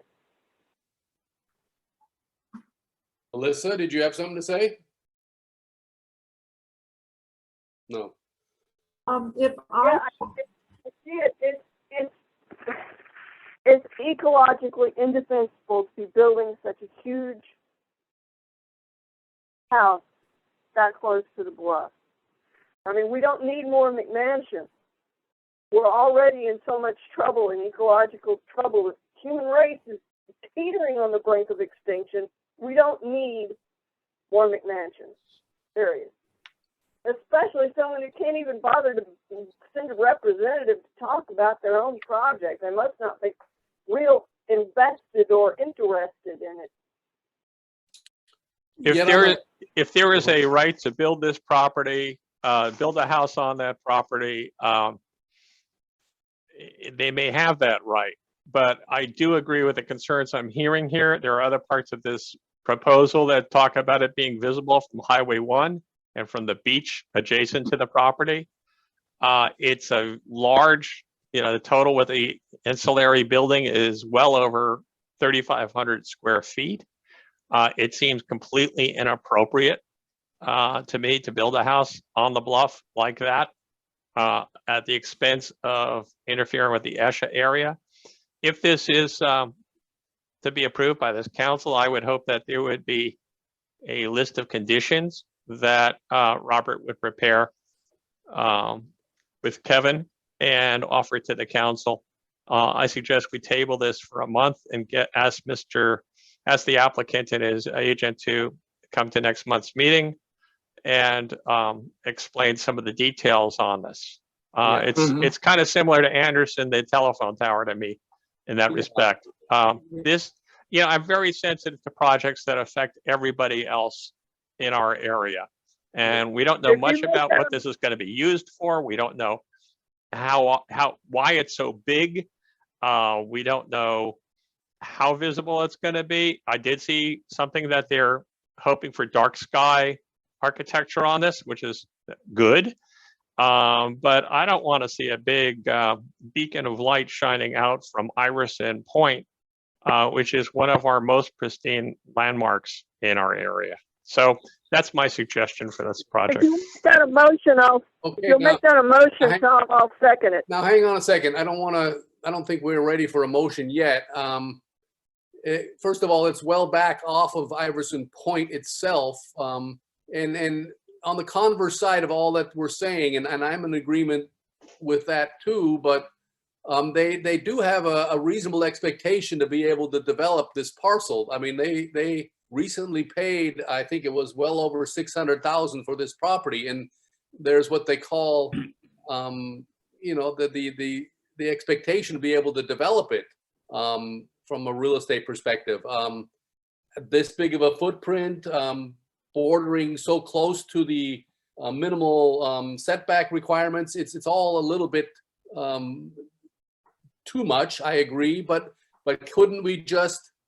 I would take it upon myself to invite the agent for the applicant to our next meeting to maybe explain the project to us a little bit further and to give us the further information that we desire before we consider making a motion with a bunch of conditions. What do you think about that? I agree with Tom when he suggests that we just table it till next the next meeting. And I'm suggesting that also. And then like I said, I will reach out to the applicant and to the agent for the applicant and see if they can't be present at our next meeting. This isn't going anywhere in any hurry, you guys, I don't think. Robert? Yeah. Can I also suggest that maybe you reach out to the architect and or the property owner to maybe meet us out there and walk the site one more time to help answer some questions? Yeah, it's usually not done that we meet with the applicant on the site. They are usually present their project to us at our meeting. Okay. It can be construed as that they maybe influence us or something like that. In the past. Okay. Yeah, but Robert, we've met with applicants before on site. Yeah, absolutely. I met with Ron tonight. I don't think That's a I just real wanted to say that it technical problem or anything. can be construed as that. I just want to say that. So we haven't done that in certain cases because it looks like there's a possible conflict. But no, I think we're all very ethical council members, and we could do that. We'll ask for that. If you guys want us to, I will. And like Kevin was just saying, the agent is the architect, Kevin. Right. The agent for the applicant. So I would plan on contacting them and seeing if they could be attending our next meeting and also meeting us at their site. If that sounds like a plan, we can table this till next month. And Yeah, let's table it. and Kevin and I will pursue this with on our own with the applicant and the agent. Okay. Okay. The other little question I have is, do we know whether they are trying to build the largest possible house that they legally can on this site? Well, that's what it definitely appears to look like. Yeah, because they're right up against all the setback requirements. This whole parcel is kind of considered an ISHA, and so they are encroaching into the ISHA. Right. Okay, well, we know So that. it's a difficult project to begin with because it's all environmentally sensitive habitat area. And they're trying to maximize the square footage of the house, it appears. Sure. Which is normal, yeah. You know, not everybody has to build a 2,900 square foot house Nope, to live in. You don't They need that much space. they Come on. don't, and then so that's getting into a gray area though, where I don't know if we can give our opinions on anything we want, but we aren't the final body that decides on this. The Coastal Commission will be probably dictating some of that, I think, Don. True. But we would like more information so we can give a better advisory council recommendation. And so I think we should table it till next month, and then we'll see what we can find out in the meantime, just like you're doing with the PG&E project. Right, okay. Okay. Is that enough on 6C for the time being? Enough. Tabled, okay. So let's move on to 7, council matters. Old business, I think you had something to say on that latest project with the Caltrans rumble and shoulder project, right, Tom? Yeah, I do. It's pretty brief, and that's why it's under old business. This is out of our hands. We had already missed the deadline for comment on this project. When I contacted Caltrans to ask a few questions, I was told that the comment period ended the day before I called. However, the staff review was still going on. So I forwarded my questions to Caltrans, and they were forwarded to the project manager. I was acting as a council member. I forwarded questions to Caltrans. They forwarded it to their staff. The staff is considering those questions along with other staff input. And I've asked for additional information on this when they revise the project. However, in response to one of my questions was, where are the rumble strips? Because it wasn't marked on the project map. It turns out the rumble strips have been removed from this project. I had also suggested that they use the shoulder as a multi-purpose path for bicycles and pedestrians, since that was the stated intent of what they wanted to use their shoulder for. And I thought it was inappropriate to call it a road shoulder when they're talking about improving services for pedestrians and bikes, especially in areas where there are turns where bikes might cross over into the driving lane.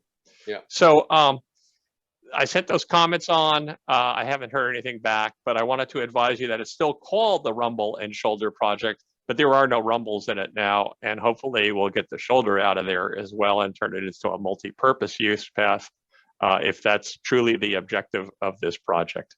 And that's all I have to say about that. Okay. Going back to way back, I think it was 2008 when Arnold Schwarzenegger was the governor, and the Complete Streets Act. Remember the Complete Streets Act? Yes, Or are you still there. Arnold. It's still Arnold. there. Well, Arnold. Okay, that's what that was. The shrugging. the idea was anytime a major roadway gets redeveloped, you are to plan for complete street. In other words, providing for pedestrians and bicycles. And this project is looking like it might not really be doing that, is what you're basically telling us, Tom. And then I just keep on harking back to that Complete Streets Act. Yeah, I'm not sure Okay. Complete Streets applies here, but since the project itself was pitched as a way to improve pedestrian and bicycle access Yeah. on the road and reduce the danger Right. because of prior accidents, as a safety project, I think it flunked miserably. And I basically suggested that in my questions to Caltrans, of which there were about 5, I think. So it was well received. I'm very appreciative to Caltrans for looking into those issues, and we'll see where it goes. Okay. So we're on to 7B, the GCAP committee. That's Tom and I. Nothing this month. Nothing this month. Let's leave But it at that. we should be talking to them, Robert. We remember Caltrans was supposed to present some alternatives in December. Let's get ahead of that and see what we Okay, can find out. Let's try to meet as a committee this month. Yeah. Okay. Agreed. Anything on 7C, Housing and Economic Development Committee? Briefly, Robert received an email which he forwarded to me from I forget which MAC it was. Was it Redwood Valley? Redwood Valley, I think. Yeah. Suggesting they create an interMAC.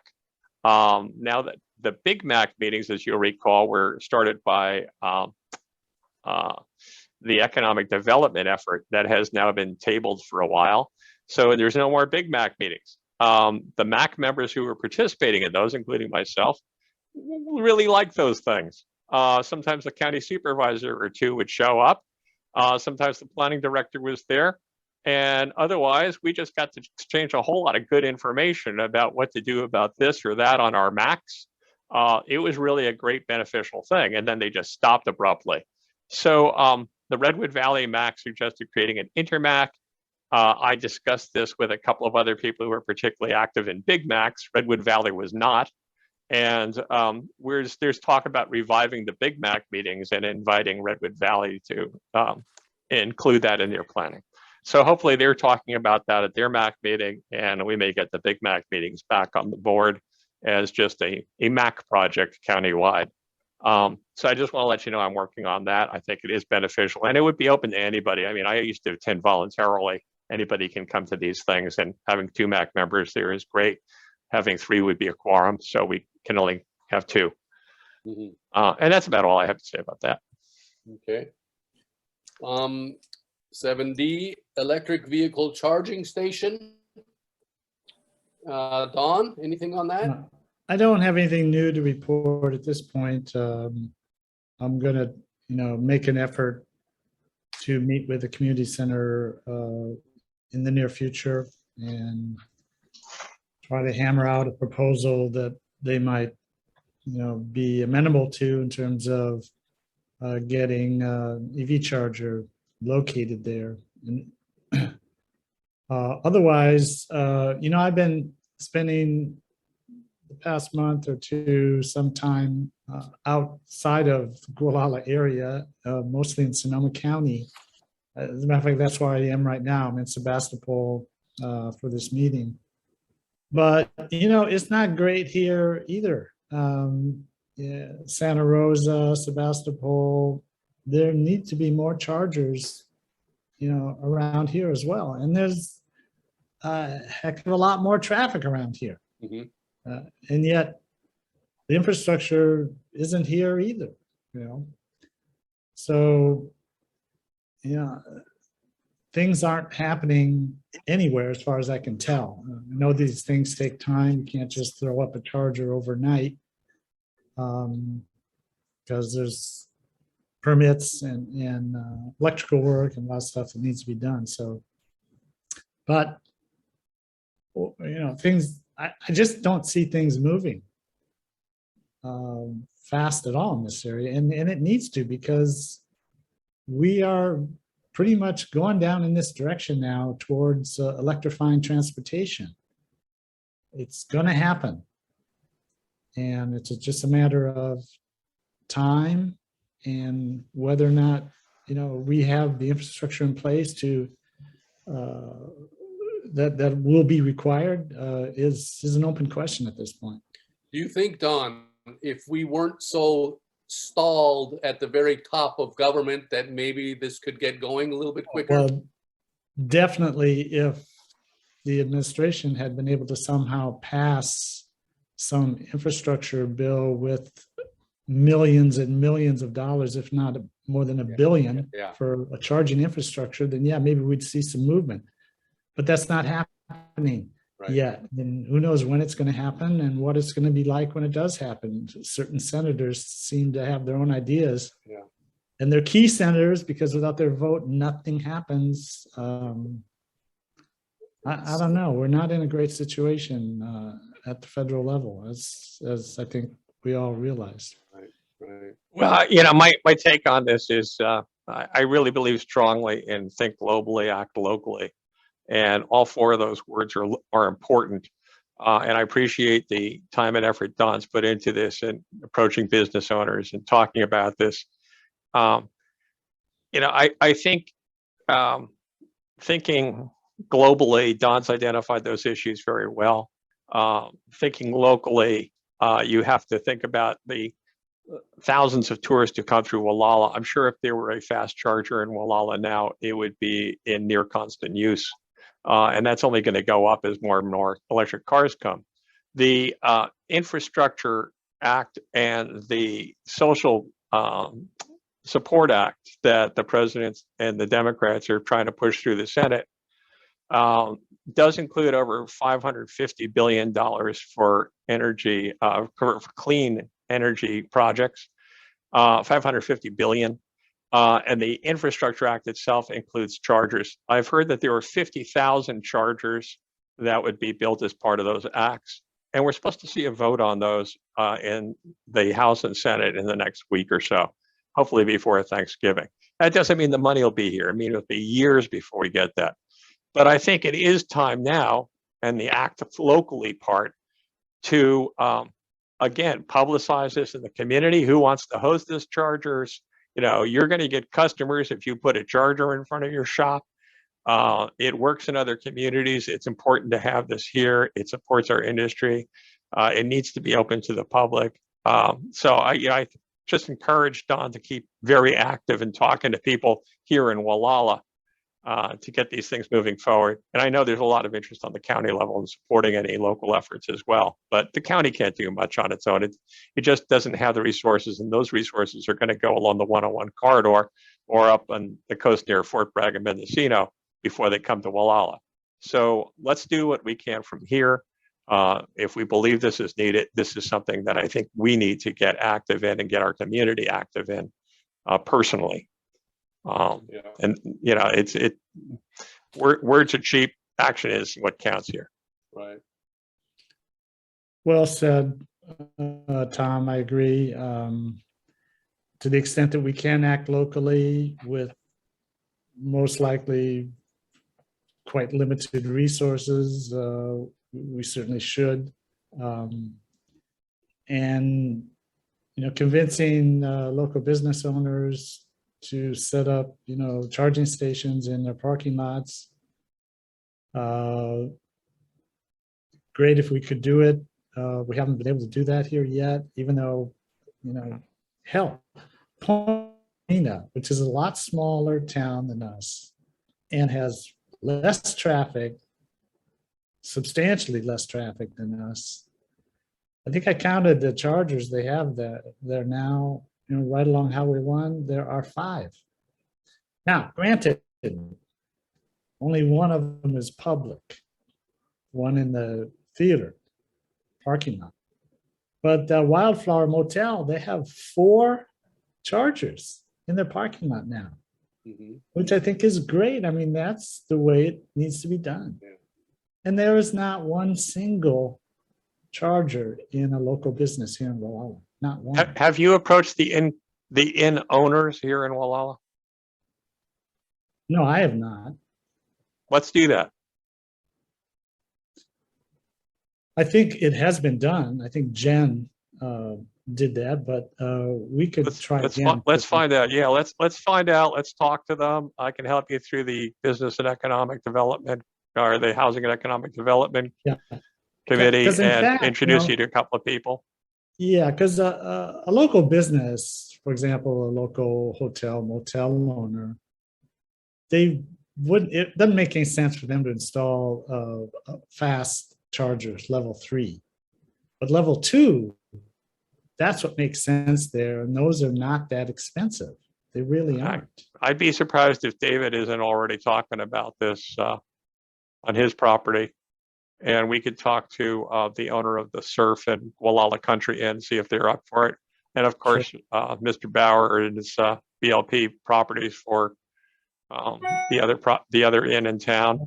And there's a couple of pretty big B&Bs that might want to add these up the coast too. Although, you know, I think the Sunstrom Mall new owner, who I've yet to speak to, might be interested in putting chargers in there, because people would come and stop, and what would they do? They'd shop.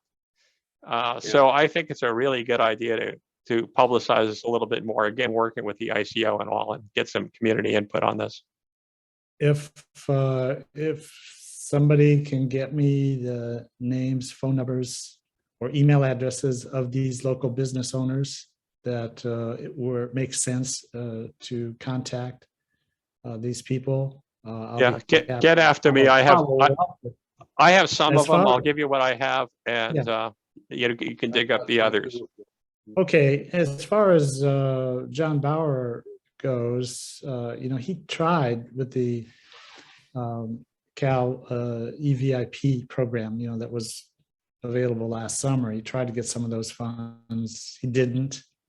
So he was disappointed about that. And I'm not sure he would do something without some subsidy like that. But he probably will if he hears other people are doing it. Because, you know, he's got a gas station. Gas is going to become a dinosaur. You know, you're going to be selling, you know, if he wants to have charging stations in there, seems like the right place. I agree. That's what they do in Great Britain. A lot of the charging stations are actually in gas stations. Makes sense. Yeah. And, you know, that's a decent place to park your vehicle, and then you can walk you're right in town basically there. So anyway, I think there's more we can do locally on this. So let's get on that. Well, give me some phone names and phone numbers. Yeah, reach out to me after the meeting. I'll fill you in on this and the other thing we talked about. Yeah, okay. I can help with addresses, Tom, too, if we need to, if we don't have contact information. Yeah, for the public record, Robert is still the chair of the Chamber of Commerce in town. Well, yeah, but there's not much. I'm talking about for my real estate program, find addresses and help you that way. Oh, good. For the chamber, that's all outdated, that stuff on the chamber. Okay, should we move on? Yeah. 7E, Telecommunications Committee. Okay, so I'm going to share one more screen with you tonight. This will be a quickie. As it happens, Mr. John Schmoker reached out to me after our last minute meeting. He's the new owner of CalNeva broadband. Don and I worked on this last year, concerned about what would happen when CalNeva shut down its cable service. So Mr. Schmoker is still assessing the new property he bought and hasn't made definite plans yet, but I'll tell you what he told me. He's planning to use a combination of fiber and wireless, with the wireless antennas perched hopefully atop utility poles along Old Stage. He has to work with PG&E and whether that's a possibility or not.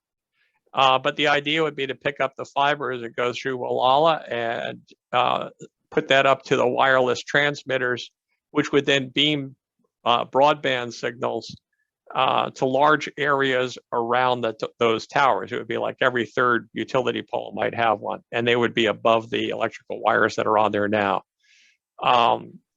So that's what he's thinking about as one possible distribution method, I should say. He's planning to offer a 1 gigabyte broadband service, which is much faster than any of the services in town now. Further reach, the top rate we get up and down. I'm on the top level service for further reach with clear view of their dish, and I get 34 megs. That's what they guarantee to me. So that is well, that's 1 gig is 1,000 megs, and I get 34. That's the best I can do right now. So 1,000 would be lightning fast by comparison. However, he would have a cap on data, which the other provider, well, most other providers don't have a cap on data. I think the satellite does. And he's thinking about a terabyte of service a month, and then you pay extra if you use more. He said only abusers use more. That would be people who were downloading and uploading videos to the internet all day. However, we did some math on the phone, and it would be roughly 400 hours of 4K streaming, about 13 hours a day if you were streaming television to the home. He would likely end standard TV cable service. So the black and white, black round coaxial cable that comes into your house would not be used for that. However, it might carry broadband signals. And he's hoping to price it competitively, although that's to be decided. So that's what's in Mr. Schmoker's head, at least it was a couple of weeks ago when I spoke to him. And I wanted to pass it along to the public and to the council to let them know that there is a new owner. He is thinking about how to do this. I also gave him a number of contacts here in Mendocino County, including Robert, because he is interested in knowing more about the utilities infrastructure that exists now, and also is considering purchasing some land up in the ridge to use as part of his corporation yard, and also the possibility of worker housing for his company, be company housing. So I don't know how he quite pulled that off. I suggested he speak to Robert about a couple of those issues, the properties that are up there, the kinds of properties that considerations he might need to think about on regulations.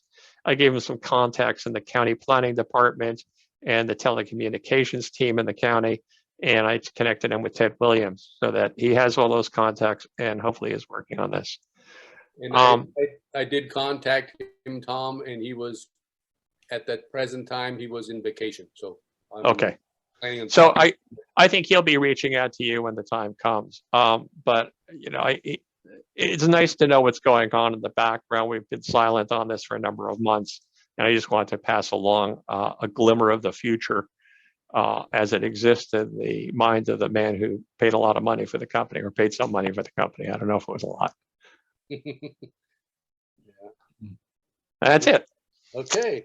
Anything else on telecommunications? Oh yeah, YouTube views. You know, I didn't check today, but last time I looked, we were about at 100 for the last month, which is pretty much average. And okay. I can give you a little update on that later in the meeting. I'll take a peek. So okay. That's all I have on that item, unless Don has something else for telecommunications. No, I don't have anything else. We'll leave that picture up, Don, because we're getting into the water ad hoc committee next. Right. The water has kind of been prevalent lately. So it's on the back burner again, probably for a while, but it shouldn't be, right? We're still in a drought. Yeah, totally still in a drought. And who's to say the rains just don't come earlier this year, and also we don't experience anything anymore after these rains?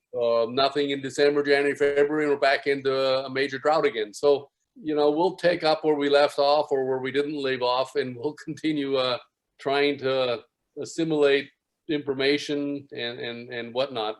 I haven't checked on the flows. That's always an interesting thing for me to do. I like to, but it was way off the scale. I know that.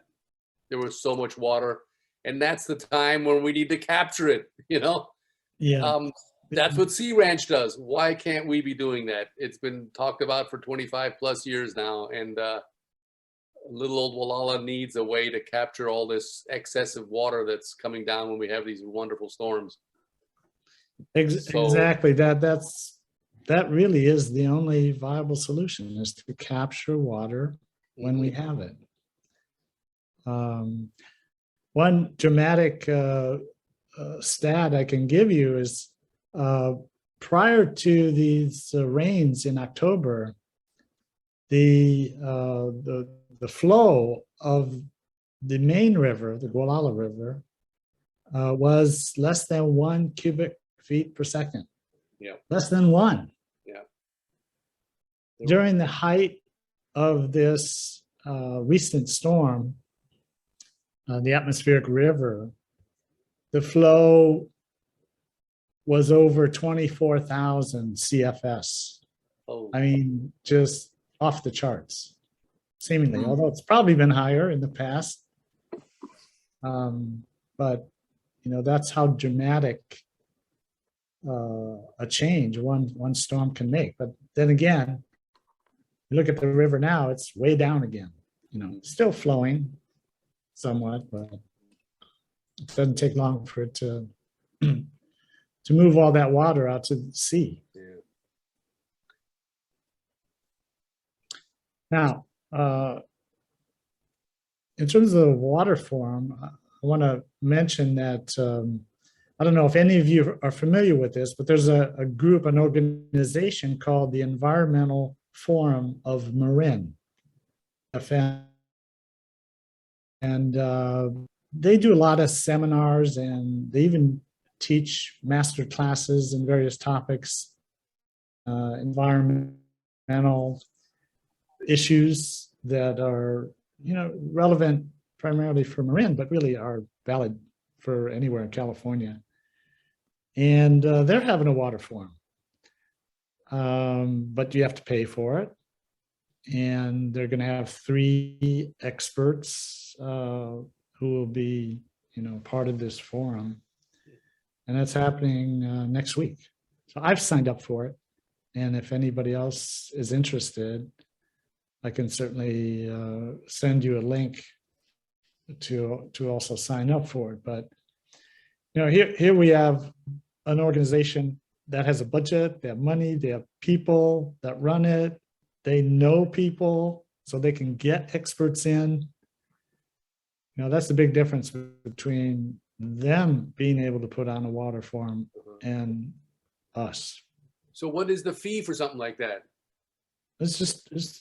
Well, I'm a member, so it's $20, but I think if you're not a member, it's 25 or 30 bucks. It's not expensive. Can you send me the link? I'd love to see how they put on a forum. Yeah, I'll definitely do that for sure. Okay. Yeah, that sounds interesting. I mean, basically Marin has the same problem we have. It's storage. You know, they need to store their water when there is water. They don't get their water from the Sierra Nevada. Well, you one further up coast here in our area. How is Mendocino going to handle, or are they doing any preparation for in the future? Look how bad their situation was when they were trucking water in from Willits, right? We can learn from these other communities what they're doing from a forum perspective and also from a preparation perspective. You know, when these droughts continue like this. Yeah, what I think the best example to follow is really close at home, and that is Sea Ranch and their Well, yeah, the that's the reservoir. obvious. I mean, they did it right. You know, they fill that reservoir in the winter. Yeah. Then they have what, 2 years of water? I think that reservoir holds, if I'm not mistaken. 300 acre feet. That's a lot of water. Yeah. Yeah, it is. So I think they sized it. They sized that reservoir, assuming that all lots would be built up. out. Correct. Is that true? That's exactly right. Okay, which is not the case, but I think they'll have enough water for future build out, but there are those extreme drought periods where if it were to go on for 2-3 years, then what? They may lose all their capacity and even in their reservoir. I don't know, depending on what climate crisis does. Tom was raising his hand. He's got something to say. Yeah, just, you know, again, think globally, act locally. I think these great water thinkers are important and great to listen to. And what we need to do locally may be a little bit different. I think if you go around and ask people in Gualala what the biggest problem is, they may say housing. And when you tell them that there can't be housing because of water, they say, well, why don't we build a reservoir? And the answer is a little bit complex, as we should know. There's a lot of state agencies involved. How much water can you take from the river? Where's the funding for the reservoir coming from? What about private companies building reservoirs versus public reservoirs? Don mentioned Marin. Marin has 5 large reservoirs that make up the water source for the Marin Municipal Water District, which is the only Bay Area county that does not use Hetch Hetchy water from the Sierra. It uses locally produced and captured water. But without that, Marin would not exist the way it does today. We don't have reservoirs on our creeks and rivers, and there's reasons for that, environmental reasons, that can be explained very logically locally by Fogger and other local environmental groups that can speak specifically to what is the problem in Gualala? Where's the money coming from? What do we need to do to fix this? How does that tie into housing and economic development? These are all questions that we need to answer locally. I think people here are confused about where our water comes from. They think it comes from the actual river when it actually comes from the aquifer below the river. What's the status of the aquifer? Is it true it's overflowing? Is it running dry? Why do we need an above ground reservoir when we take water from the aquifer, which is an underground reservoir in essence? So I think there are some real basic fundamentals that we need to attack locally before we leap to the global, contemplating the global consequences that go beyond. But people here need to get a good understanding of how our water system works and what we need to do to fix it. And that's what I would look for from a forum locally. So that's my 10 cents worth there. Okay, very appreciated. Yeah. Yeah, and for any type of effective local forum or whatever we end up putting together, we clearly need participation of a North Gualala Water Company. I think they're an absolute key player. We need their input. We need to understand what their vision is, and then see whether that really makes sense as we understand the situation we're in. Other water experts have recently, as a matter of fact, Senator McGuire had a forum. It was not on water specifically, it was on climate change. And one of the participants, the experts in that forum, said at one point that the solution to drought is to store water when you have it. That is in the winter. Is not to depend on sources like in the past where we have these reservoirs. We have reservoirs, but our reservoir system in the state, of course, we don't use it, but that was built for a different time and a different era. Things have changed now, and we can't depend on those systems the way they were built. We need a different approach or a more expanded approach to store water when we have it. Anyway, we could get into a long discussion, I suppose, although we would really need some expertise here because I'm not an expert and nobody else here is on water issues to determine, the source of water we do use, of course, which is the well, Good night. adjacent to the Hello. Good night. Melissa had something to say. Good night. Oh, she's signing off. Okay, well, we're almost done, Melissa. Anyway, Well, we're great. not solving the water problem, so we need to stop talking about it unless someone's got a solution. Okay. Well, we will meet as a committee, Don. We haven't done that in a couple of months, so we'll meet as a committee. Tom and I have to meet as a committee on the GCAP, so let's do that, and then we'll move on here in the meeting so we can all adjourn together. How's that? Yeah, okay, Robert. Okay. Well, thanks for you guys' input on that. Tom, much appreciated. Don, also.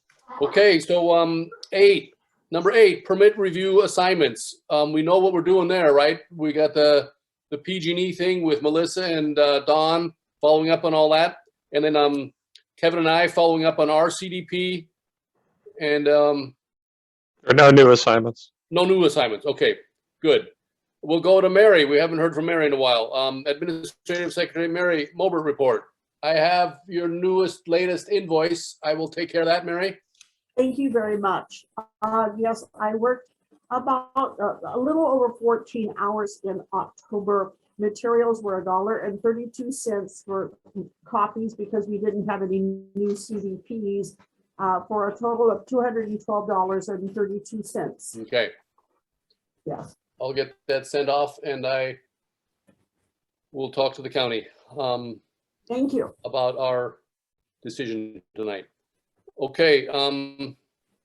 Vice Chair Murphy's report.